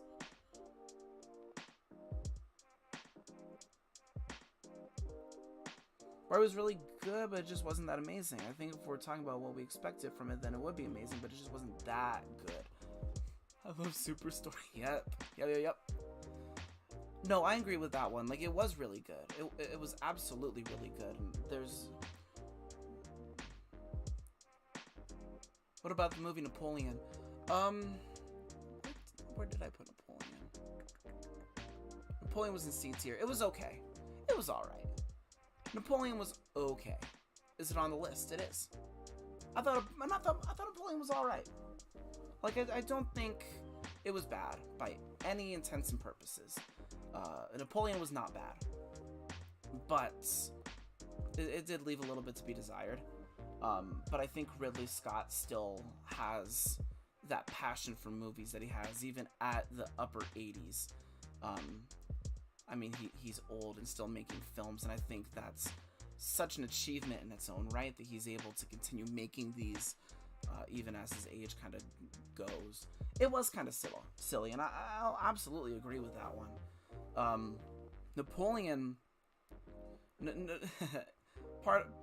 were parts that were definitely iffy. I mean, I believe, correct me if I'm wrong, I mean, some historians have come out and said, yeah, Napoleon wouldn't do some of those, but if it makes it a better movie, it makes it a better movie.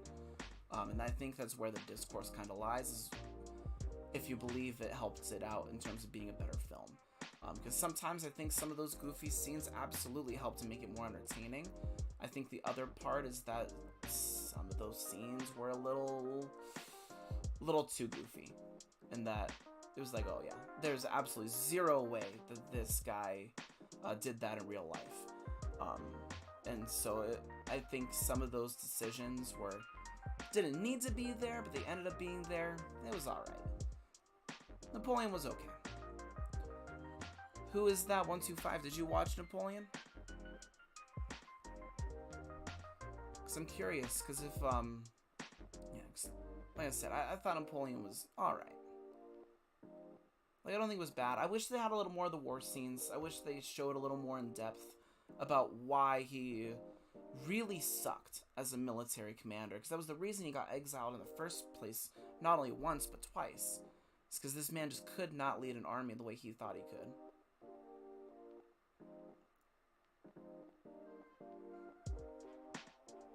What's good, Nova? How are ya?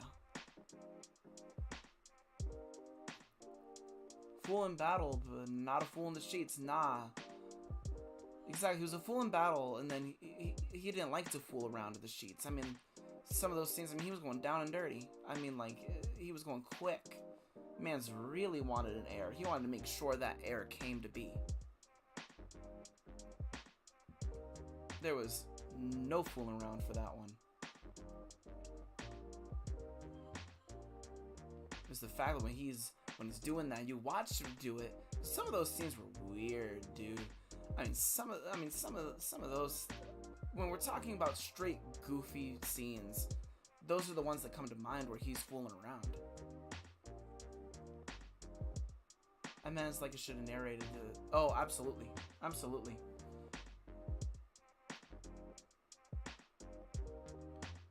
FNAF. Ooh, FNAF. Let's see. FNAF was really predictable, let's be honest. Napoleon was a great commander until Waterloo. Yeah, I mean, he was, and that's why he was able to climb the ranks. Because, if he wasn't a great commander before Waterloo, then there would have been no reason to promote him in the first place. But, I mean, I don't know enough history about Napoleon to truly gauge that. But yeah, I mean, if he was great before Waterloo, then that's obviously a lot better. That makes a little more sense. I watched Napoleon yet? Nah, fair enough. Video games are hard that way with predictability. Absolutely. Absolutely. I mean, because me not knowing anything about FNAF aside from the first game, none of the lore really hit me. And even then, even I could still kind of piece it together. Even I still kind of knew it was predictable. I mean, man conquered whole Europe from nothing. No, exactly. I thought FNAF was good. I was a fan of it before, and I've stuck with it since then. It was good for fans and nobody else ever. Yeah, no, absolutely. Like, if you're a fan of FNAF, this was absolutely your movie. It was absolutely your movie. And the fact that it did so well tells me that it did something right for the fans. And you know what? It's not that I'm not a fan. I just think, like, you know, it's good. I'm just glad that the people that it was meant for had a good time. It was not meant for me. I still thought it was fun. But I'm glad that the people that love FNAF were able to get it. Where'd you put Avatar? I did forget to grab Avatar. I forgot that poster too. If I were to put, let's see, where would I put Avatar?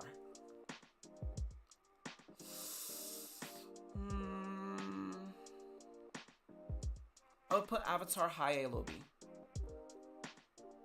I don't think that Avatar was bad.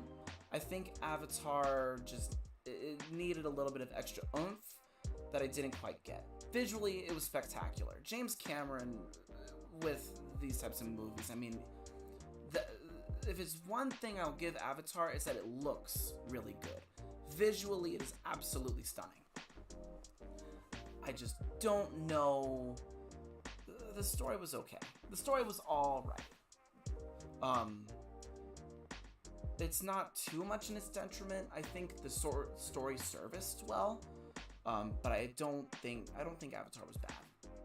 I love James Cameron's movies. I'll always support what he does. The amount of passion that he puts into his films is second to none. James Cameron is ridiculously good.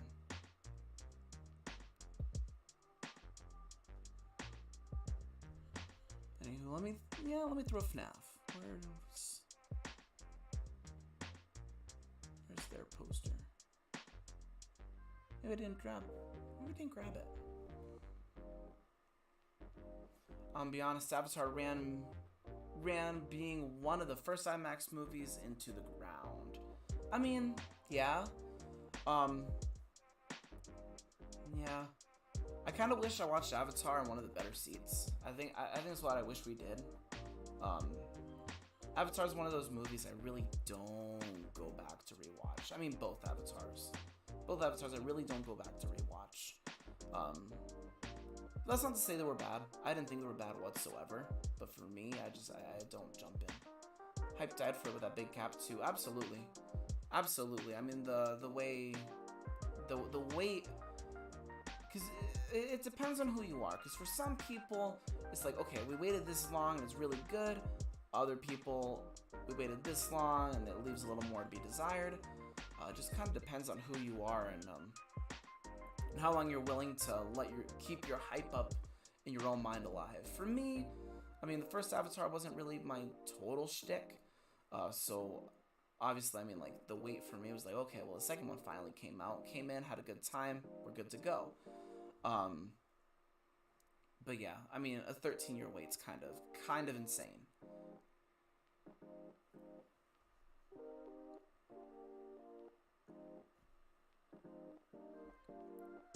Kaguya-sama. I'm gonna be really surprised if I'm not the only one to watch this for everyone here. Kaguya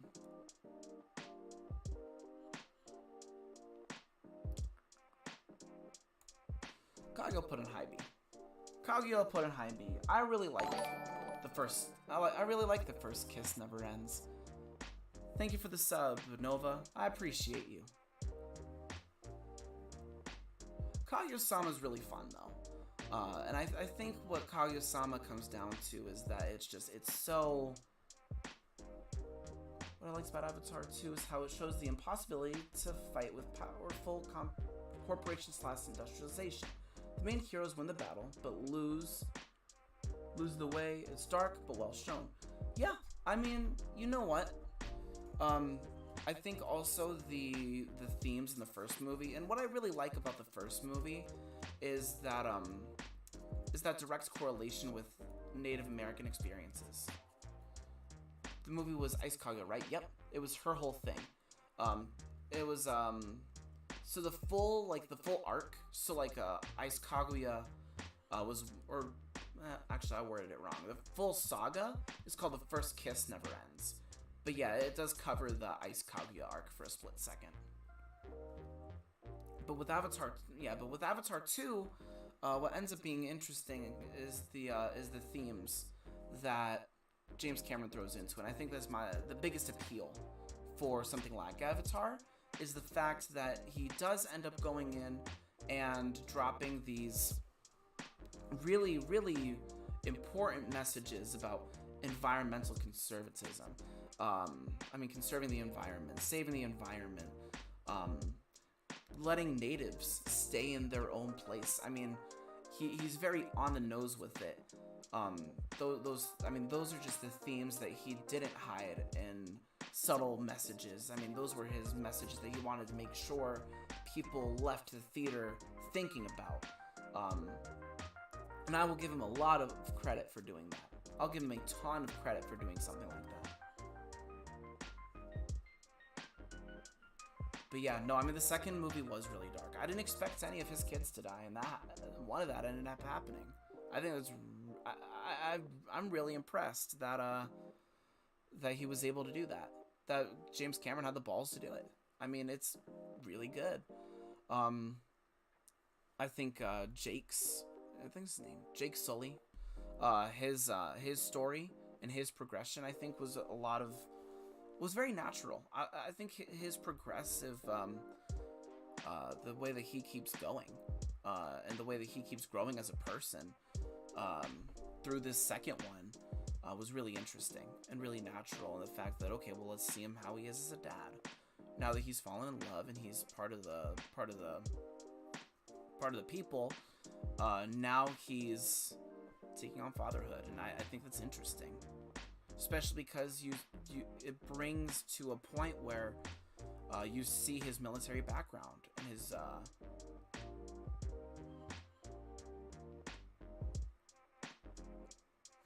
I think those themes are majorly impactful. The fact that he has so many movies stacked up for this series is a lot.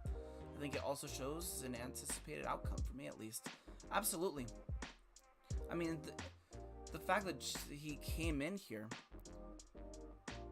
yeah, it's overall dark, but true to real life. Agreed. Absolutely. But yes, I mean, James Cameron's got a story to tell, and we know he has that story because he's sitting there telling us about all these sequels he's got going on. I'm right there with you. I mean, he has a plan, and I think that's one of the most important things that he has right now, and one of the biggest things in his favor, is that he's got this plan, and he knows what he wants to do with it. So that's what he's going to end up doing. I think him having the solid story structure, I think, is wonderful. The fact we're going to be able to see other nations, I think, is really wonderful. A little pretentious with these milestones for his movies, though. Slightly. But, I think he's earned it. I think James Cameron has absolutely earned the right to be a little pretentious, because he is masterful at what he does. James Cameron makes ridiculously good movies, so I think him being a little pretentious is earned.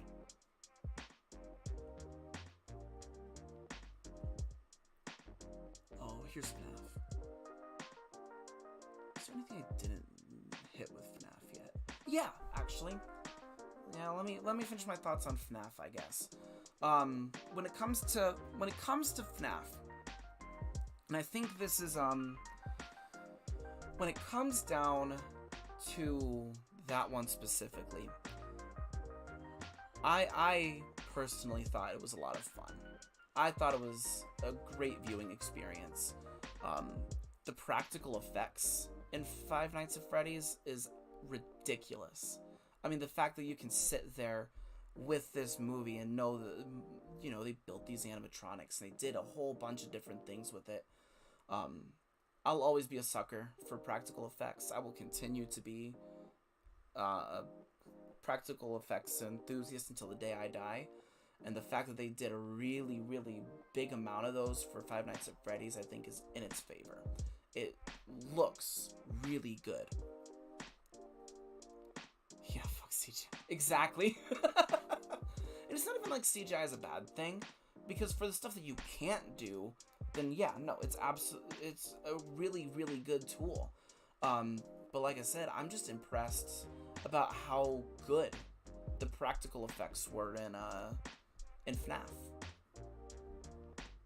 I mean, they had a $20 million budget and a good lore-wise. It gives hope too, I feel. Agreed. And like I said, me being someone that doesn't know the lore, I'm excited to see what they do with these sequels, where they go from here, what they will continue to try and do. I feel like nowadays, though, CGI is used as the main crutch for most of the movies. Absolutely. I've had more scenes like in the first game, like using the doors and stuff, then it would have been much better. But it was scary. It was actually scary. Like the part with Foxy at the end. Yeah, absolutely. So let me jump into both. But yeah, CGI is used as a main crutch. So the fact that it's not the icing on the cake, but the cake itself, is a little bit weird. Not Pat becoming an actor. Nah, Probably not. I mean, maybe he will. Maybe he will. He'll still make cameos, I'm sure. Now that he and Scott Cawthon are now friends. It was a good story. They plan to have sequels. Oh yeah, I believe it. Especially, it would be dumb for them not to do a sequel on the complete mindset that it completely dominated the box office. I mean, straight up. I mean, FNAF fans showed up. Like, they straight up made sure this movie did well. It was beautiful. I mean, the amount of overwhelming support for FNAF and the fact that it did so well in the box office, even when it was a straight to day streaming, was wonderful. It's incredible.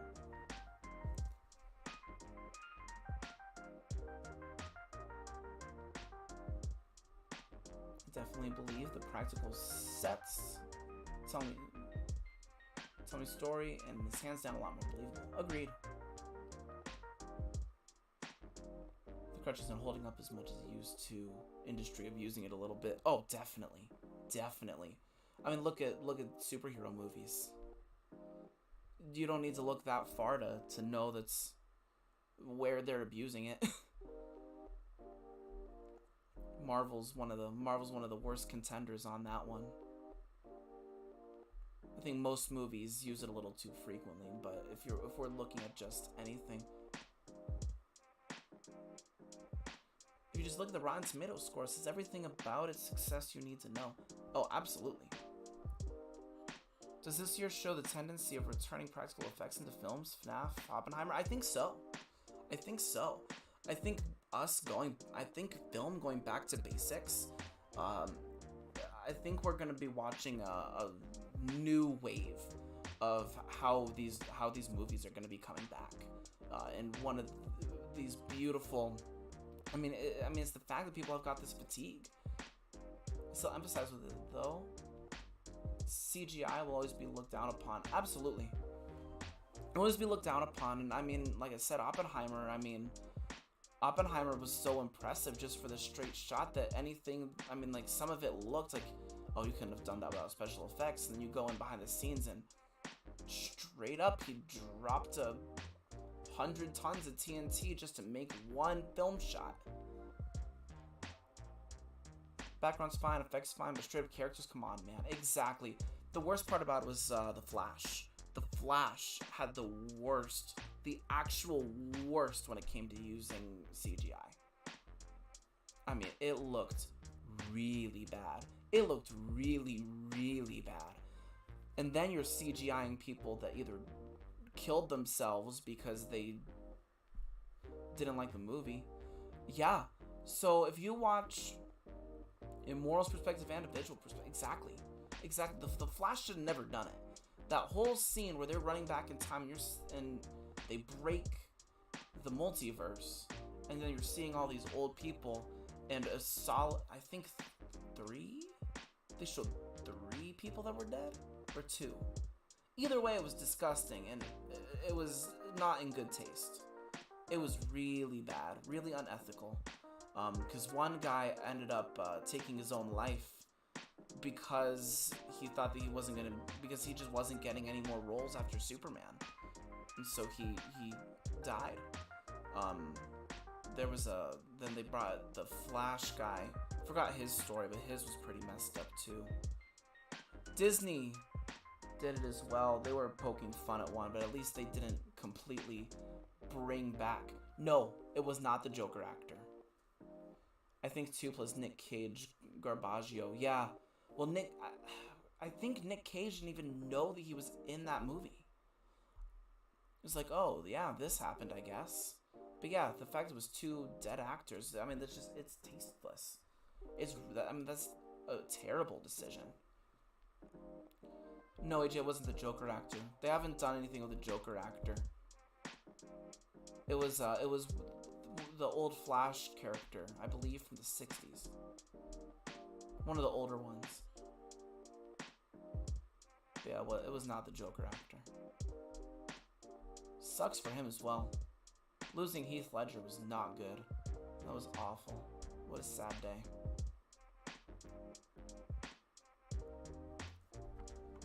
Hey, who's talking about Flash? Worst movie of the year. I hated that movie. Straight up. What garbage. What a bad film. Out of all the ones I watched in theaters, I mean, that one just made me, that one, I left angry. I left the theater angry. Damn, okay. That's how you really feel. Yeah, I mean, that's how I really feel. I mean, The Flash was the worst movie I watched maybe within the last 3 years. It was not good. I said it, I mean, it's just, it had no right.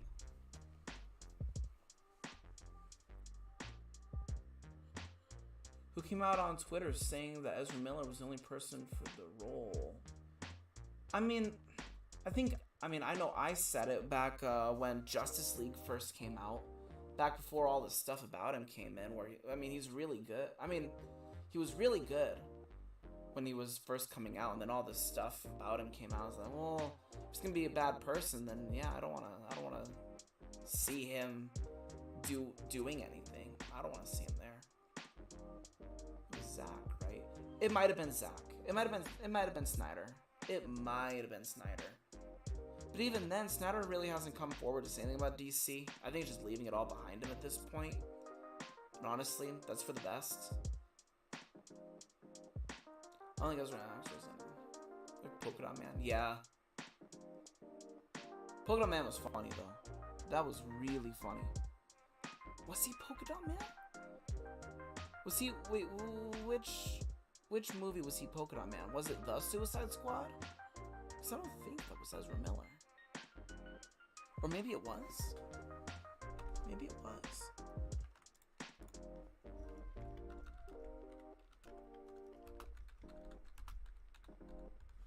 Holy shit, he was. Yep. Okay. That's weird.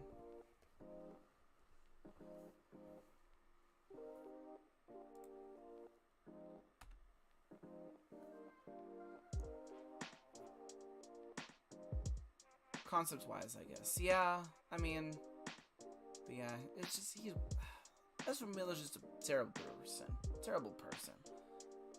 I don't know if he's that bad of an actor. I don't know if I'd go so far as to say he's an awful actor, but still, it's not, like, amazing. It's not amazing. Like, he's not ever gonna be one of the A-tier amazing actors.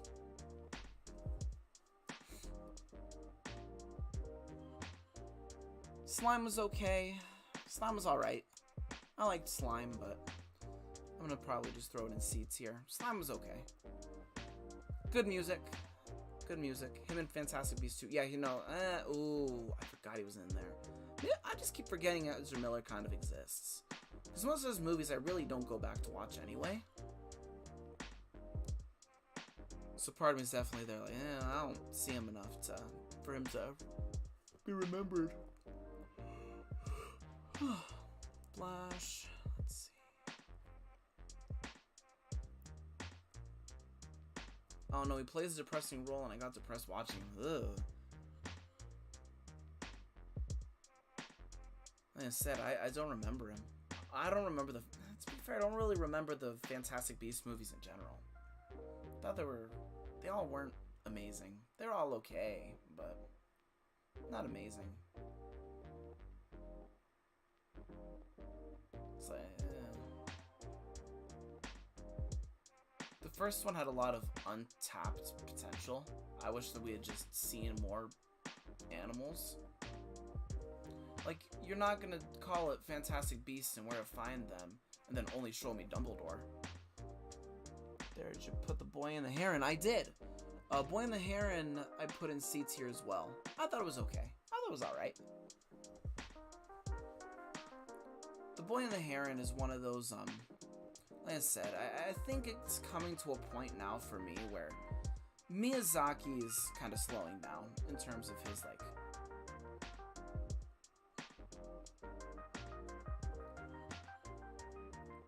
I mean, like, when it comes to Ghibli movies, it's not my favorite.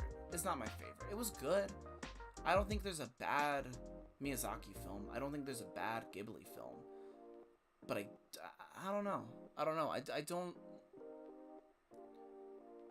Because I'd almost argue throwing it into B. And I tossed around the idea of maybe throwing it up there.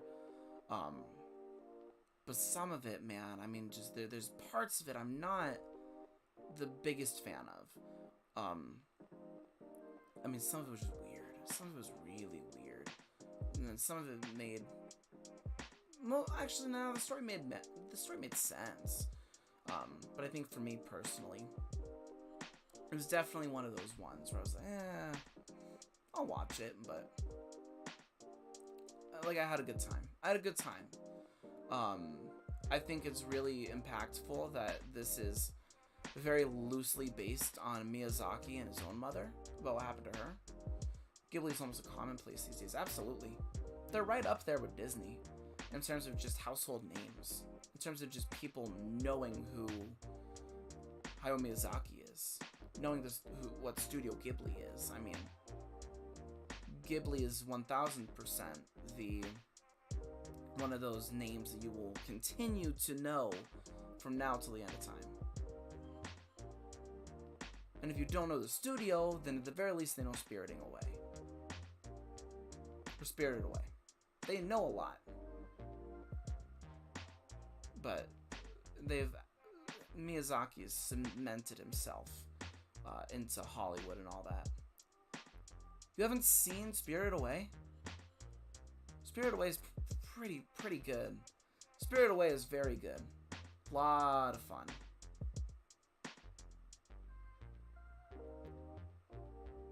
If we're talking straight up the best Ghibli movie, I don't know if I'd put it there, but it is like top 3.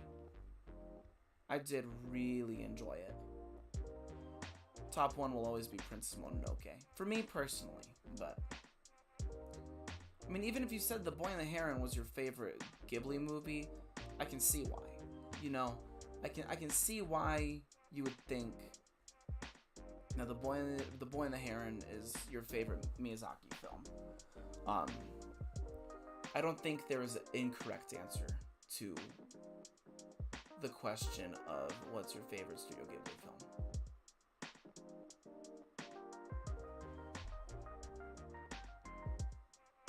The same artist did the soundtrack for most Miyazaki films. I don't know that one. I don't know that question. In all honesty, I'm not sure.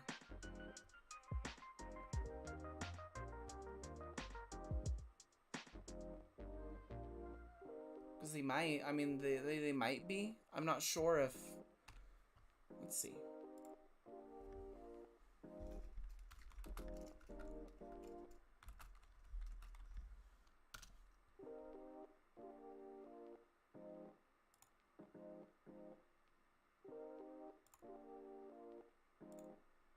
Joe Hiyashi. Okay.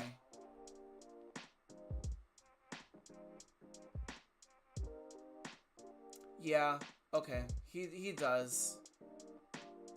He's yeah, he's Boy and the Heron's right-hand man there. I mean, he's Miyazaki's. That's all he really does. I mean, everywhere here. It's kind of impressive.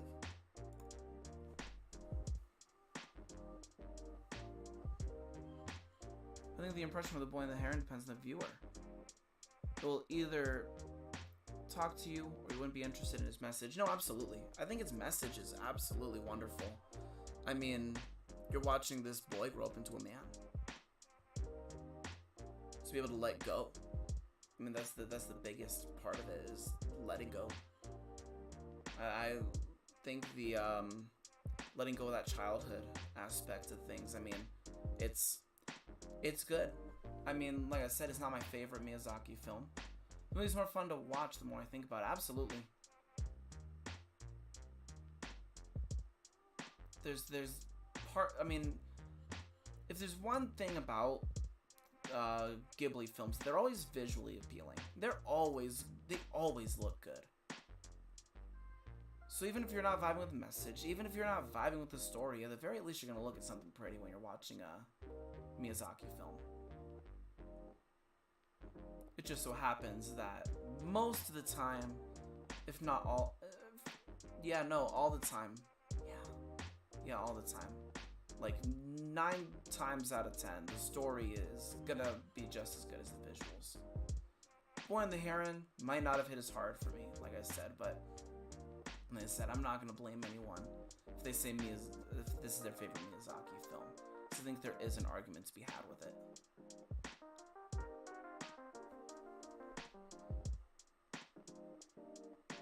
Speaking of animation, though, Elemental was also surprisingly good. I'll put that right next to Trolls. Elemental. Is probably my favorite Miyazaki film. That's fair. That's fair. Elemental was so good. It made me sad. Me too. No, I loved Elemental. And you know what? I didn't think I was going to. I was seeing the box office, like, ooh, maybe I shouldn't. And then it came on to Disney Plus. And said, you know what? I'll give it a watch. And I gave it a watch, and I went, oh, this is great. It was one of the. I put it on this list specifically because I said that I was only going to do the ones I watched in theaters. I wish I watched that one in theaters. Elemental was really good. I really enjoyed that movie. I mean, because you want to talk about people throwing in their life stories into these movies. I mean, Elemental's the one. Elemental's the one that did it. I think it wasn't only about losing mother going into a man, but also not trying to escape reality in search of a better world, but to try to improve the world you live in with your actions. Oh, absolutely. Absolutely. And you can have more than one theme. I mean, it's about growing up into a man and stuff like that. I think the biggest theme in there is that life keeps going. So I try not to follow critics or box office when I watch them because I can't let it dictate whether I watch something or not. No, absolutely. Yeah, Elementals was hella good. The marketing schemes were harebrained, though. No, absolutely. You know what killed Elemental? It was absolutely the marketing, because that story was super good. That movie was super good. I mean, good lord, it had zero right to be. And so watching, because I don't really listen to the critics either, but I will check the box office to see how it's doing. Like I will give the box office a quick glance if I'm teetering if I want to watch it or not.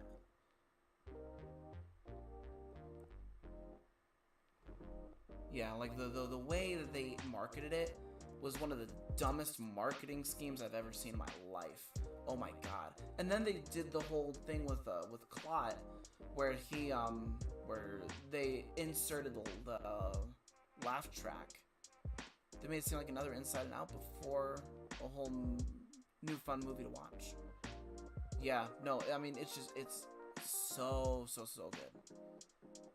It's one of those. I mean. And luckily, I mean, because the people that went to see it went to tell their friends, go see it. And so the box office recovered. Straight up bounced right back. It was wonderful. It was beautiful. And I'm very glad that movie ended up becoming successful because it deserved every bit of it. The water guy looked like Seth Rogen. I know, you kept telling me that. And so when I was like trying to figure out, I'm like, well, I don't see it. I don't see it entirely, but I only use, I kind of see it now, but he was fun. The water guy was so good. Bro, they really loved Claude. I did too, I guess. I was part of that. From the sound of things, I was part of it. It was such a funny way they tried to market this movie. The way they marketed this movie was so funny. Because they had zero right trying to do it. They had zero right to try and pull in viewers that way. Like I said, the reason it did so well in the box office was people then ended up watching it anyway. And they're like, oh, this is actually pretty good. So then they tell their friends with kids, or they tell their other people with kids. Yeah, no. The marketing was ridiculous. Watch it with your little brother. like I said, the marketing was god awful for it. However, it does make it a lot better when you just watch it. If you just watch the movie, you'll see that the marketing was the absolute killer. Because it was not a bad movie, not at all. They made the character super relatable. Exactly. You've got familial pressure as she wants to go do her own thing, but she has to take on the family business, and it's just, man, Pixar still got it. Pixar still has it. Good lord. I loved this movie. All the characters are super relatable. Mary Fire. I'll keep it there. Embodiment of when you gonna bring a boyfriend home. Exactly. Exactly. No, it was so good. The subliminal tone, the underlying tones of immigrant life is amazing. It was such a well-made, well-thought-out movie. It had every right to be. It was very good. Like you guys said, I just wish the marketing was so much better. Lots to unpack with the movie too. Absolutely. It's very real, is what it came down to. It's very real, very grounded, very close to home for many parts of it. It had everything to do with it. It was beautiful.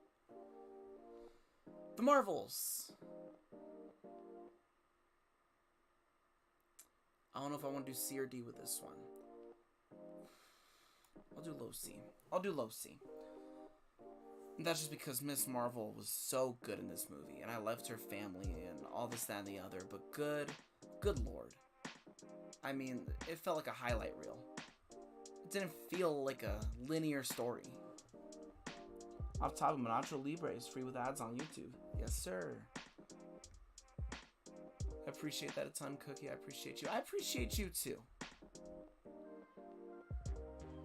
I get the appeal. And I've talked to people who really, really, really love the Marvels.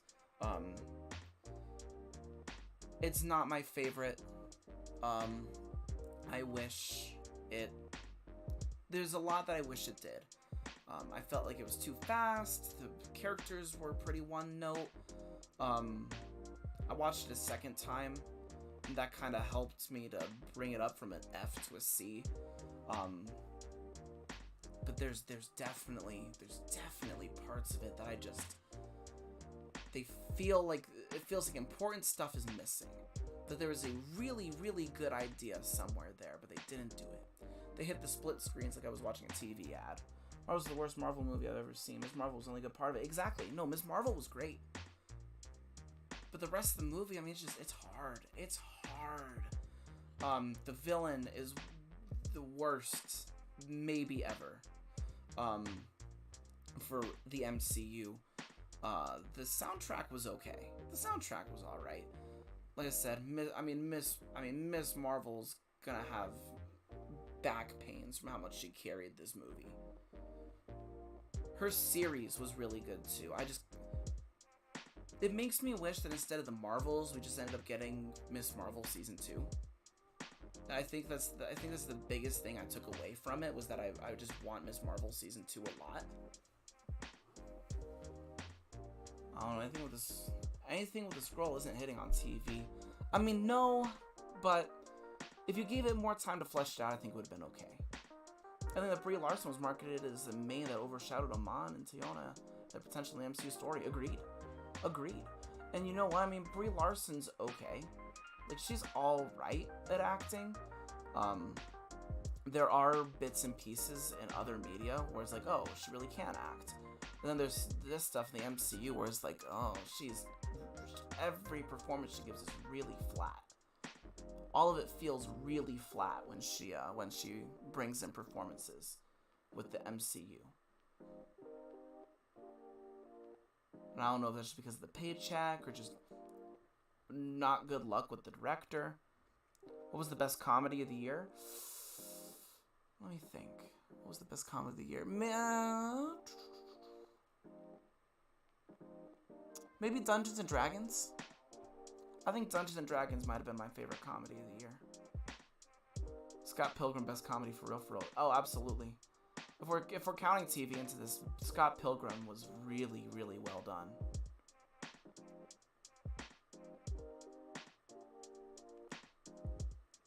Makes me sad to see how far Marvel has fallen. They were super desperate. Did you hear about? Yeah, I heard they're seriously considering bringing him back, and then he came out with an interview, and it really sounds like he does not want to do it.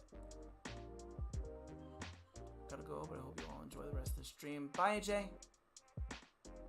AJ, Ajong for life, I think is what it is. Ajong on God. Ajong for life. See you later. Yeah, no, but I mean, Marvel has fallen. They're desperate. It's rough.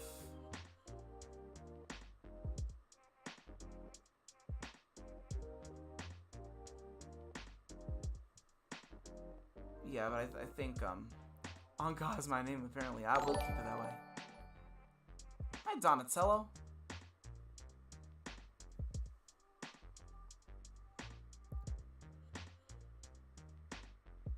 But yeah, I mean, Robert Downey Jr. probably won't be Guardians of the Galaxy. I loved it. I loved it. I've got it in high A. What a brilliant send-off to this team. What an absolutely amazing send-off. RDJ knows where Marvel's going. Yes, he does. And that's why he doesn't want to come back. Need to go. Bye. Take care. Nice talking about movies.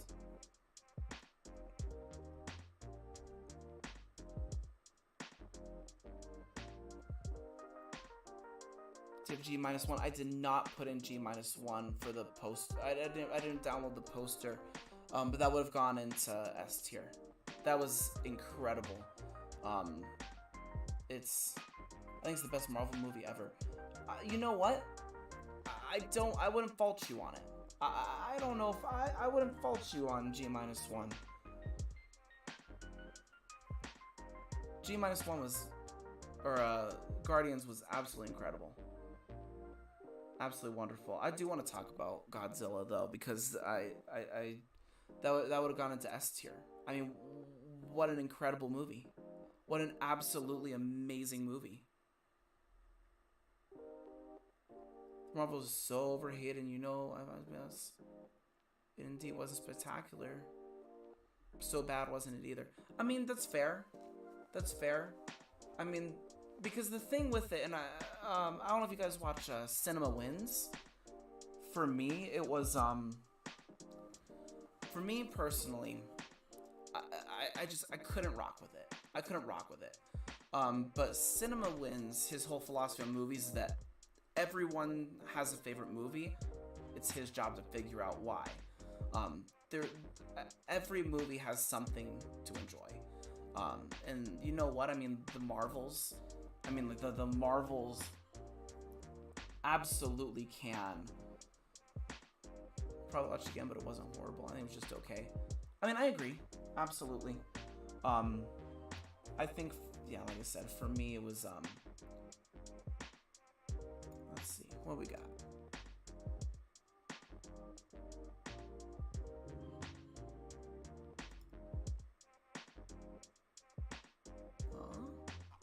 I'll check into that later. But yeah, it wasn't a horrible movie, I don't think. For me personally, I mean, it wasn't awful. But I think out of all the movies I watched in theaters this year, it was definitely one of those ones. Which Marvel's like 3 times in 3 movies. Exactly. But yeah, I mean, it's like I said. I mean, for me, absolutely, like, pretty bottom tier for me.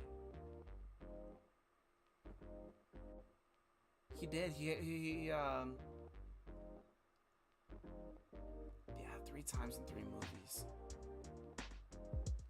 I think Miss Marvel, like I said, and previously on the stream, Just curious, by the way, opinions are difficult. I mean, no, absolutely, opinions are different. I mean, and I think that's what's nice about movies, and just talking about movies, is that I always get so curious about what everyone else thought about those types of movies. Why was extremely mid, hot take? I mean, here's the deal. Also, hi, Jerry. Welcome to the stream. Wonka was okay. Wonka was alright. Timothée Chalamet does not bring in the Gene Wilder energy that I was really, really hoping was going to be in this movie. The issue, that's the biggest issue I think I have with Wonka, is that he doesn't bring in that energy. I think Mario was the best animated movie of 2023. You gotta watch more animated movies then.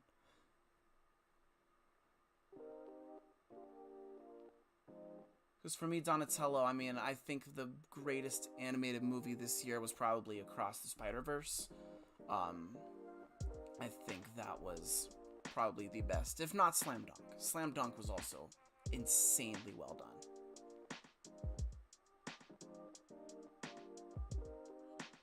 But I respect your opinion. I think there's a lot to love with Mario, and I can respect you for thinking that. For someone who grew up with Mario, is very nostalgic, and the way how it was animated, soundtracks are really good. Absolutely, because I grew up with Mario as well. Spider-Man was good too. Exactly. I think the soundtrack was the biggest pull for me with Mario. I think the soundtrack was absolutely phenomenal. What an incredible soundtrack. The amount of Easter eggs and just the amount of love put into the Mario movie, I think, is just as well. Enjoy Spider-Verse a ton. Exactly. I mean, animated movies did really, really well this year. Jack Black biggest pull, let's be honest. This is our first movie. You're welcome. You're welcome. I'm glad you came along for Spider-Verse. I'm very happy with how Spider-Verse turned out.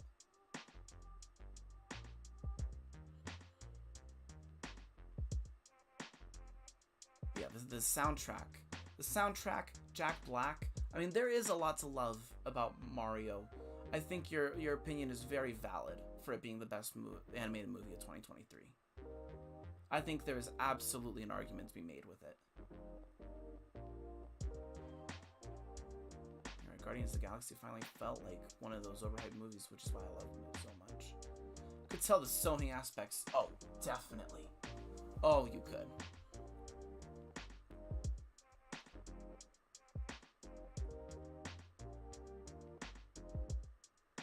Oh yeah, absolutely. The new directors, I mean, they don't... Yeah, I mean, they're almost scared to jump into Marvel like that, because, I mean, the hype almost forces them to think higher than what they're able to achieve, what they're able to do. You know, I mean, I don't think that's a bad thing, per se. I mean, I just wish that there wasn't as much pressure with Marvel movies like that. With MCU movies, I mean... When I watched the Mario movie, the trailer scene, Where Am I, was not there. No. No, it wasn't. That was one of the ones I noticed, too, was that the Where Am I was not there. Also, Rocket Backstory also really touched me. I'm gonna agree, it's probably one of the saddest movies in the MCU ever made, but because of that, it really made us feel connected with the character. Absolutely. And I think that also goes with all the stuff that we had seen with Rocket for the first and second Guardians of the Galaxy, Endgame, Infinity War. I mean, just the amount of suffering this character went through. The CGI Guardians also looked way better compared to... Exactly, and that's just because James Gunn let them cook. James Gunn really just sat there and let them do their thing and take the time to make sure that this was as good of a movie as he wanted it to be when he sent it out. There is a really big margin between what Marvel movies are looking like that's not Guardians of the Galaxy versus what it's looking like with Guardians of the Galaxy, and the difference between the two is very staggering. but it looks beautiful.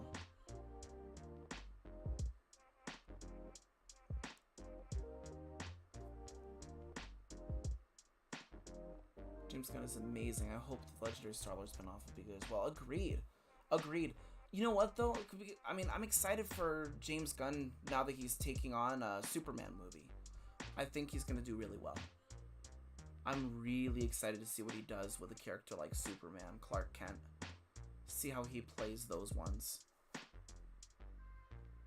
Was an overhyped movie that was a complete letdown? Are we talking 2023 or are we talking just in general? Don't have Guardians 3 as I realize. Chris Pratt and all that. Chris Pratt is in a lot. I don't know how he ended up getting into all that. I think he's just got a really, really good agent. I think he's probably got an insanely good agent. TMNT says it all for my username. No, absolutely. I liked it for 2023. Let's see. Overhyped movie that was a complete letdown. I think for me it was Wish. I think Wish was probably my biggest letdown because I really, really wanted to like it when I first walked in. I went in really wanting to love Wish.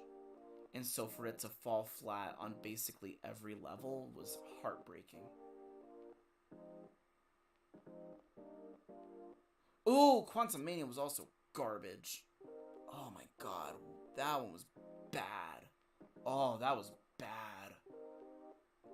I mean, can we talk about what they did to my boy MODOK? Because we're talking about the single biggest disappointment, that would be it. The way they did MODOK made me work too high for that one. I was heartbroken by the end of it. TMNT was so fun. TMNT was very fun. I'm just gonna throw Quantumania into that good old F tier. Not a good movie. Let's toss. Yeah. Actually, yeah, let's talk about Ninja Turtles. Because this is a really interesting version of how they did these characters. Context. My absolute favorite of the my absolute favorite version of these turtles is the 2003 TV. I've grown up with them. I love that series more than life itself. This is what got me into Ninja Turtles in the first place. Started reading the comics because of it as well. I think the coolest thing about Ninja Turtles is the fact that it's not just one. Talk about Ninja Turtles. Who's everyone's favorite Ninja Turtle? Fair all-star cast on the VA too. Quantumania was just bad. It also ruined Kang so far for such an important character that really did him dirty. Oh yeah. The way they did Kang makes me upset. Yeah, Quantumania was ridiculous. It had no right. Was good, TZ. Leo's fair. Me personally, I think my probably Raph. I think Raph might be my guy.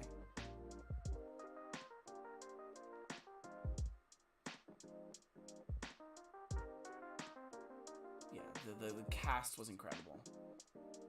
The cast was fun too, because they basically just told him to talk like they do, and it was beautiful. The way the amount of improv in that movie should be studied in textbooks. Ninja Turtles had a lot.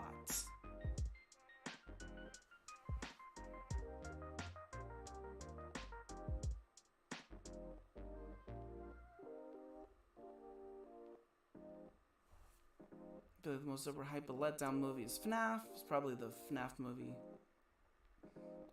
Since when I walked in, I was expecting for the animatronics to be evil. I mean, that's fair. Because I was kind of thinking the same thing. Because I don't know the FNAF lore like that. And someone's kind of explaining it to me and it made a little more sense. Actually, it was Nosri. Nosri was kind of explaining it to me and he was like, eh. Also, why in Guardians of the Galaxy 3'S? It didn't... it didn't impact me like the other three movies did. It didn't like totally like throw me for that like psychological loop. Like the Iron Claw made me want to text my siblings. Oppenheimer like is Oppenheimer. The Color Purple was just insane. Slam Dunk was ridiculous in terms of just being able to finally see my favorite sports anime thrown on there. I wish the animatronics had more screen time. Agreed. The Cupcake got so much action in FNAF. That it did. Oh my god. You know what, though? I mean, like, Guardians is so close to S that it's like, I'm still tossing around. Because it's high A. Like, these ones here are in order, for sure. But it's still... I mean, like, Guardians was so good. It was so good. They also had a weird path on what they wanted and almost made it better because they're children, though. Absolutely.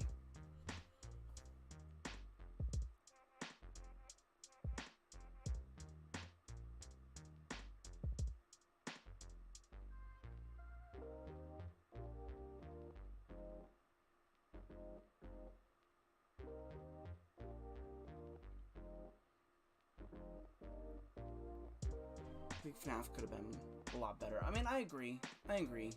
There's definitely parts of it where I wish they kind of explored a little more there. But I think that was just so that way they could leave room for the sequels. Just in case this movie bombed. Just in case it wasn't good and then it bombed. So it was also, I don't know, just didn't make sense or something. Yeah, part was definitely, we'll see, but...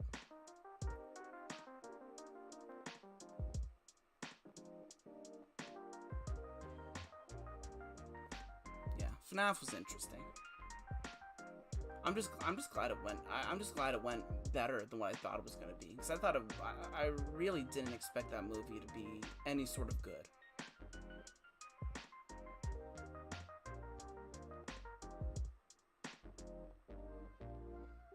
Let's see.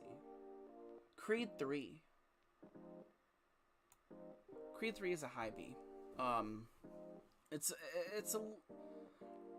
It's a little shy of the first two Creed movies. I really like the first two Creed movies. Creed 3, I think, is slightly weaker, but it's still really solid. A really solid, pretty good story. Creed 3 needed to be longer. Agreed. Creed 3 should have been longer. It was still fun. I mean, it was still a really fun movie to watch. I'm with you. I wish it had a little more time to develop everything else that it needed.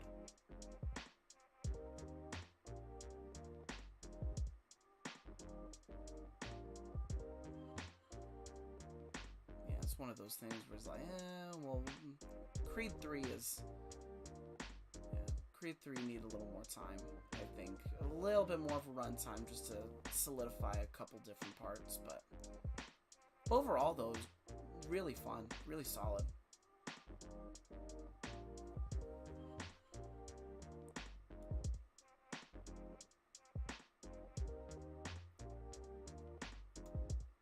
Blue Beetle was also really good.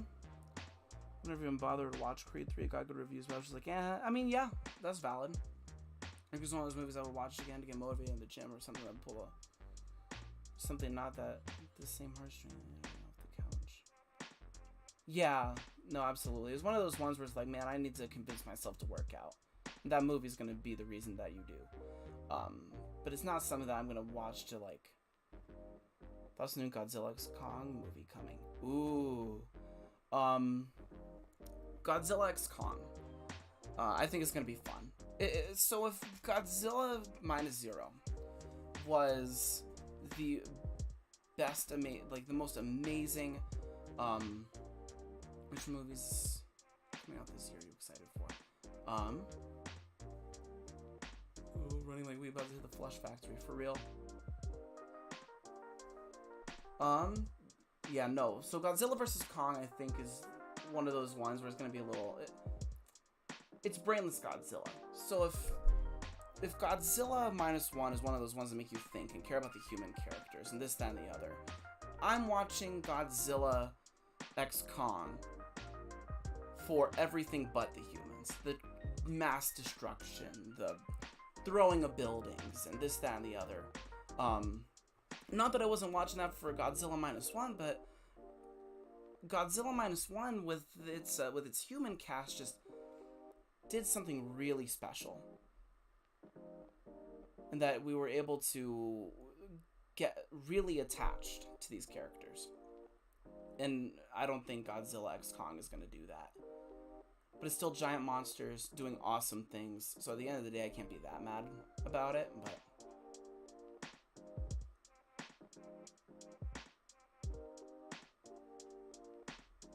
bother watch Code 3. Yeah, I mean, and then for Julie, I mean, for Creed 3, I mean, you know what? If it's your thing, it's your thing. If it's not your thing, then it's like, whatever. But it's one of those ones where you gotta like the first two, if you're gonna enjoy the third one. If you didn't like either one of the first two, I would not recommend watching it.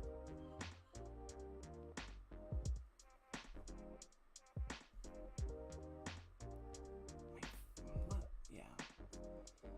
Let me see. What movies we got in 2024? 7 movies for 2024. Let's get a list. This Godzilla formula is fun, doesn't get old, but I think it did something no film has ever done before by supporting expectations goes. They should really care about everyone. No, exactly. That's exactly right. Let's see, what do we got?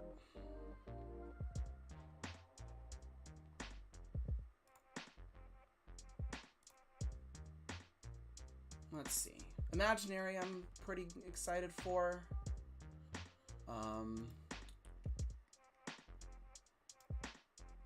Kung Fu Panda 4 is going to be really good. Bob Marley is going to be a lot of fun. I'm excited for Furiosa, Inside Out 2. Kingdom of the Planet of the Apes, I think is going to be fun. I'm watching The Book of Clarence tonight. The Fall Guy should be alright. A Quiet Place Day 1 is probably in like my top 3 most anticipated. Argyle should be okay. Joker should be okay. Deadpool 3 should be pretty good. I think Transformers 1 should be fun as well. If you want a list of what I'm kind of looking for what I'm looking forward to. But yeah, the old Godzilla format, you gotta love it. I mean, it's pretty hard to straight hate the old Godzilla format. But for this one specifically, I think it's really interesting that we were,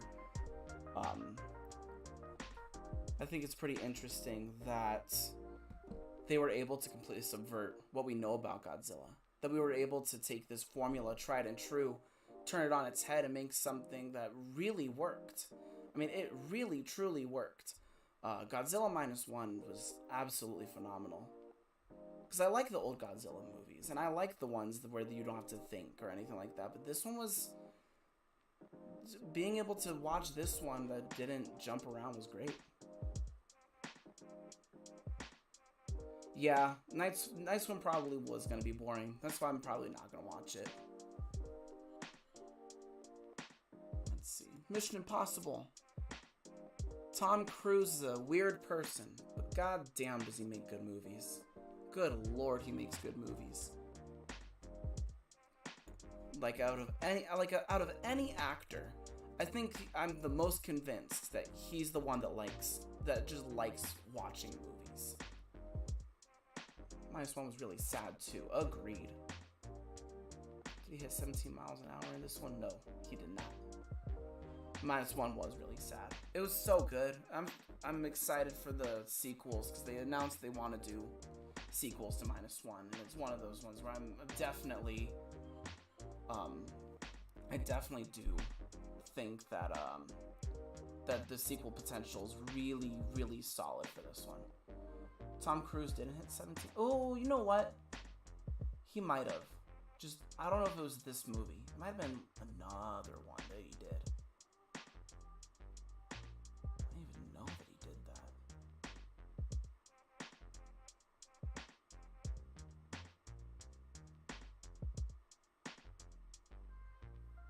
yeah. I mean, Dead Reckoning was solid. The train sequence was absolutely insane.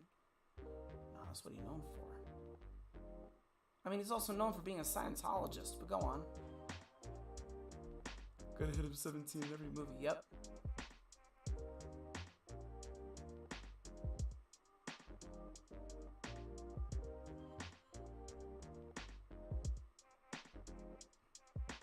No, that train sequence in this movie is ridiculously good. -1 doesn't even feel like it needs a sequel. It's a good standalone movie. Absolutely, but they did say that they wanted to make another one. And so I'm pretty excited to see what they do with it. Because obviously the director knows what he's doing and what he's capable of, so I don't know. I mean, I'm always down for more Godzilla. I will always take more Godzilla.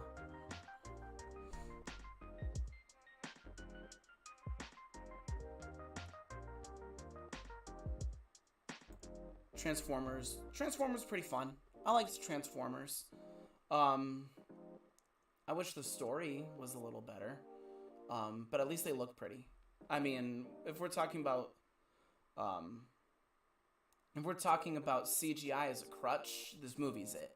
Like, it's damn near all CGI. Them setting up the Hasbro universe is really weird, though.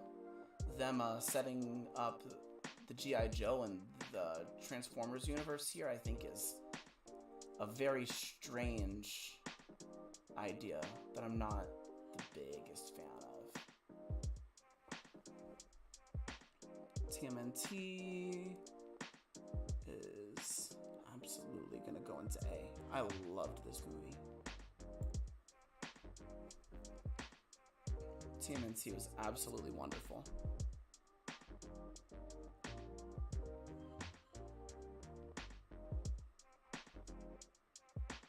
And then one of you guys said Wonka was mid. And you know what? You are very right. You are very right. Wonka was very mid. It was okay. It was alright at best. At worst, it was, like I said, it was Timothée Chalamet trying to do Gene Wilder and couldn't quite nail it. It was alright. It was okay. Like, it was not a bad movie. One good actor, one good song. Exactly.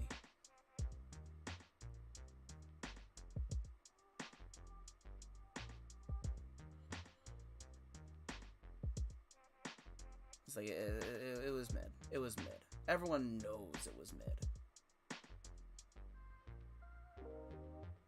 It was chaotic. It was chaotic, but not in a good way.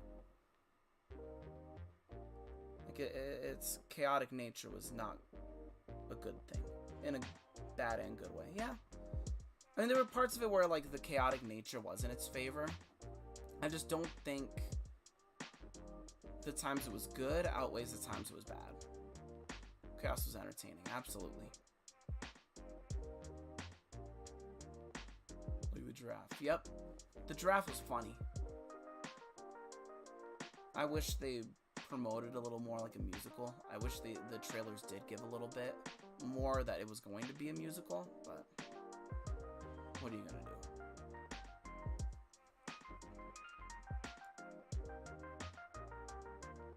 Meg 2 was entertaining enough. Meg 2,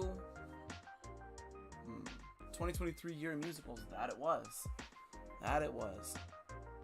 Meg 2 was okay. Meg 2 was alright. I like giant sharks. I think giant sharks are a lot of fun. I think Jason Statham is probably not the greatest actor ever, and the Beekeeper kind of told me that a couple days ago. But Lord, there's something about giant... Exactly. I honestly went because Mr. Bean was in it. That's totally fair. That's totally fair. I want to see people get eaten by sharks, and what did I get you? I mean, that's it.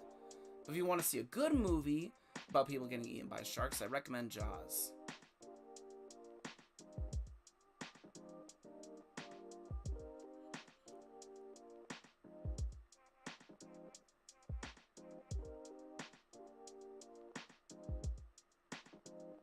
'77 Shark Attacks 2, LMAO. Hey, yep. You really want to see something crazy, watch Sharknado. Watch the 8 or 9 movies that one has. Good lord. Want to see bad, entertaining movies? That's it right there.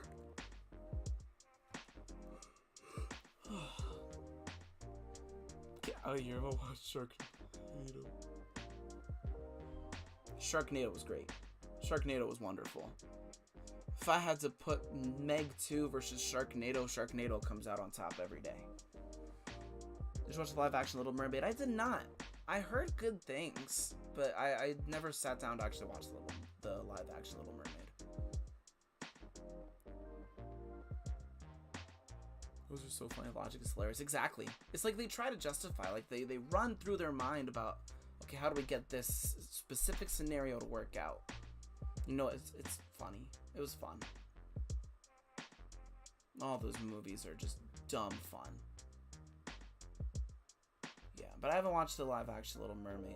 I mean, I've got no reason to, you know? I've got no incentive in my mind to really watch it. It's visually pleasing, just more of the same. Yeah, that's fair. I tuned out after the Lion King live action. Like, once that came out, I was kind of done. I was like, I don't need this anymore.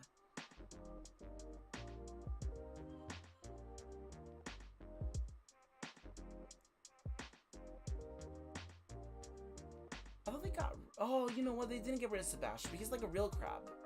He's like an actual crab. It's insane. I mean, like, it's not insane. Like, it makes sense, but still. Sebastian was great animated and really didn't need to change out of it. Same thing with Flounder. Or just the movie in general. But, I mean, I'm just glad it was visually appealing. I'm glad it looked good. Because that's the only thing it's really got.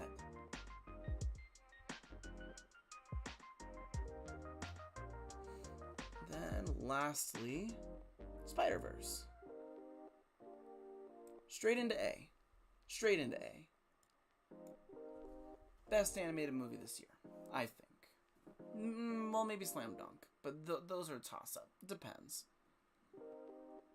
Spider-Verse, I kind of wish we didn't end on a cliffhanger, but the cliffhanger was really good, so I'm okay with how it ended. But man, I mean, Miles Morales just keeps getting love. Just keeps getting love. I mean, his comics are doing really well. His movies are doing really well. He's great in the PS4 games. Bro's not seen Kuroko no Basket. There wasn't a movie out this year about it.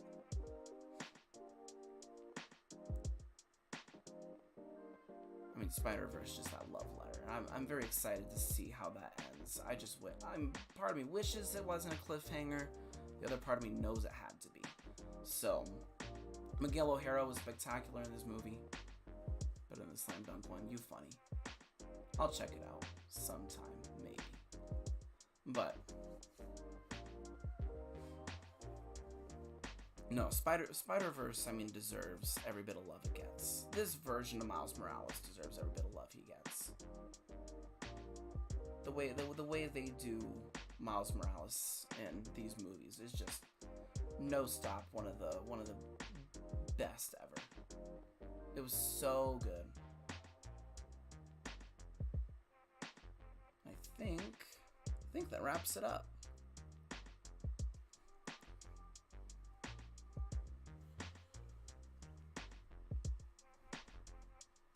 A good year of movies, I think. Some of the highest highs, some of the lowest lows, but you know, I mean, for the most part, this year of movies was really good. It was a lot of fun. 39, 40, 41. 41 total that I can think of at the moment. 41 total movies. Winnie the Pooh Bloody Mary has a 2.9 out of 10 on IMDb and 3% on Rotten Tomatoes. I believe it. I haven't seen it yet. Because it was the moment that it dropped into the, because the moment it dropped into the public domain, we knew that's how it was going to go. That these movies weren't going to do so well.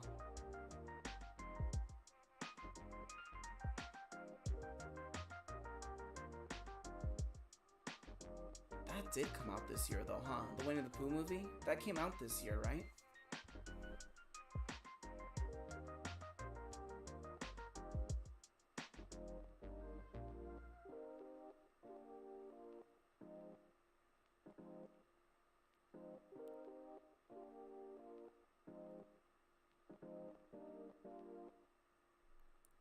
This was cool. I like doing this. This was a fun little thing. Fun little tier list ranking movies. So, I mean, there'll absolutely be one for 2024. I've been now logging them as I watch them, so I know for a fact how much movies I watched this year. Right now, I've got Mean Girls, The Beekeeper. Yeah, I got the Mean Girls, The Beekeeper. And then we're about to have the Book of Clarence for number 3 this year.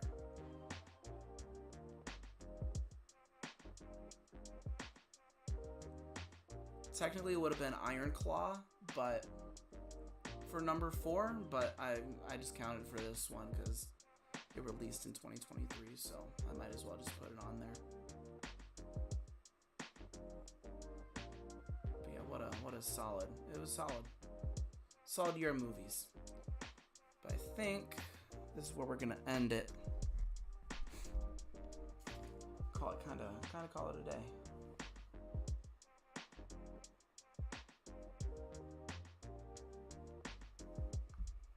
Check my DMs.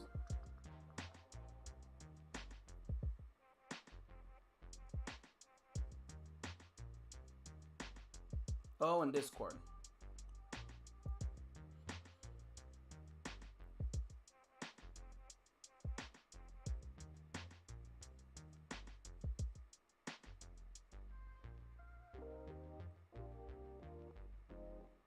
Oh, that's nasty. Oh, that's nasty. Ain't no way, bro. Ain't no way. Alright, but you guys take care. Live well. Watch a bunch of amazing movies. And I'll probably be on relatively soon. And I'll start making this, I'll make this tier list as we go through the year. Anywho, see y'all later.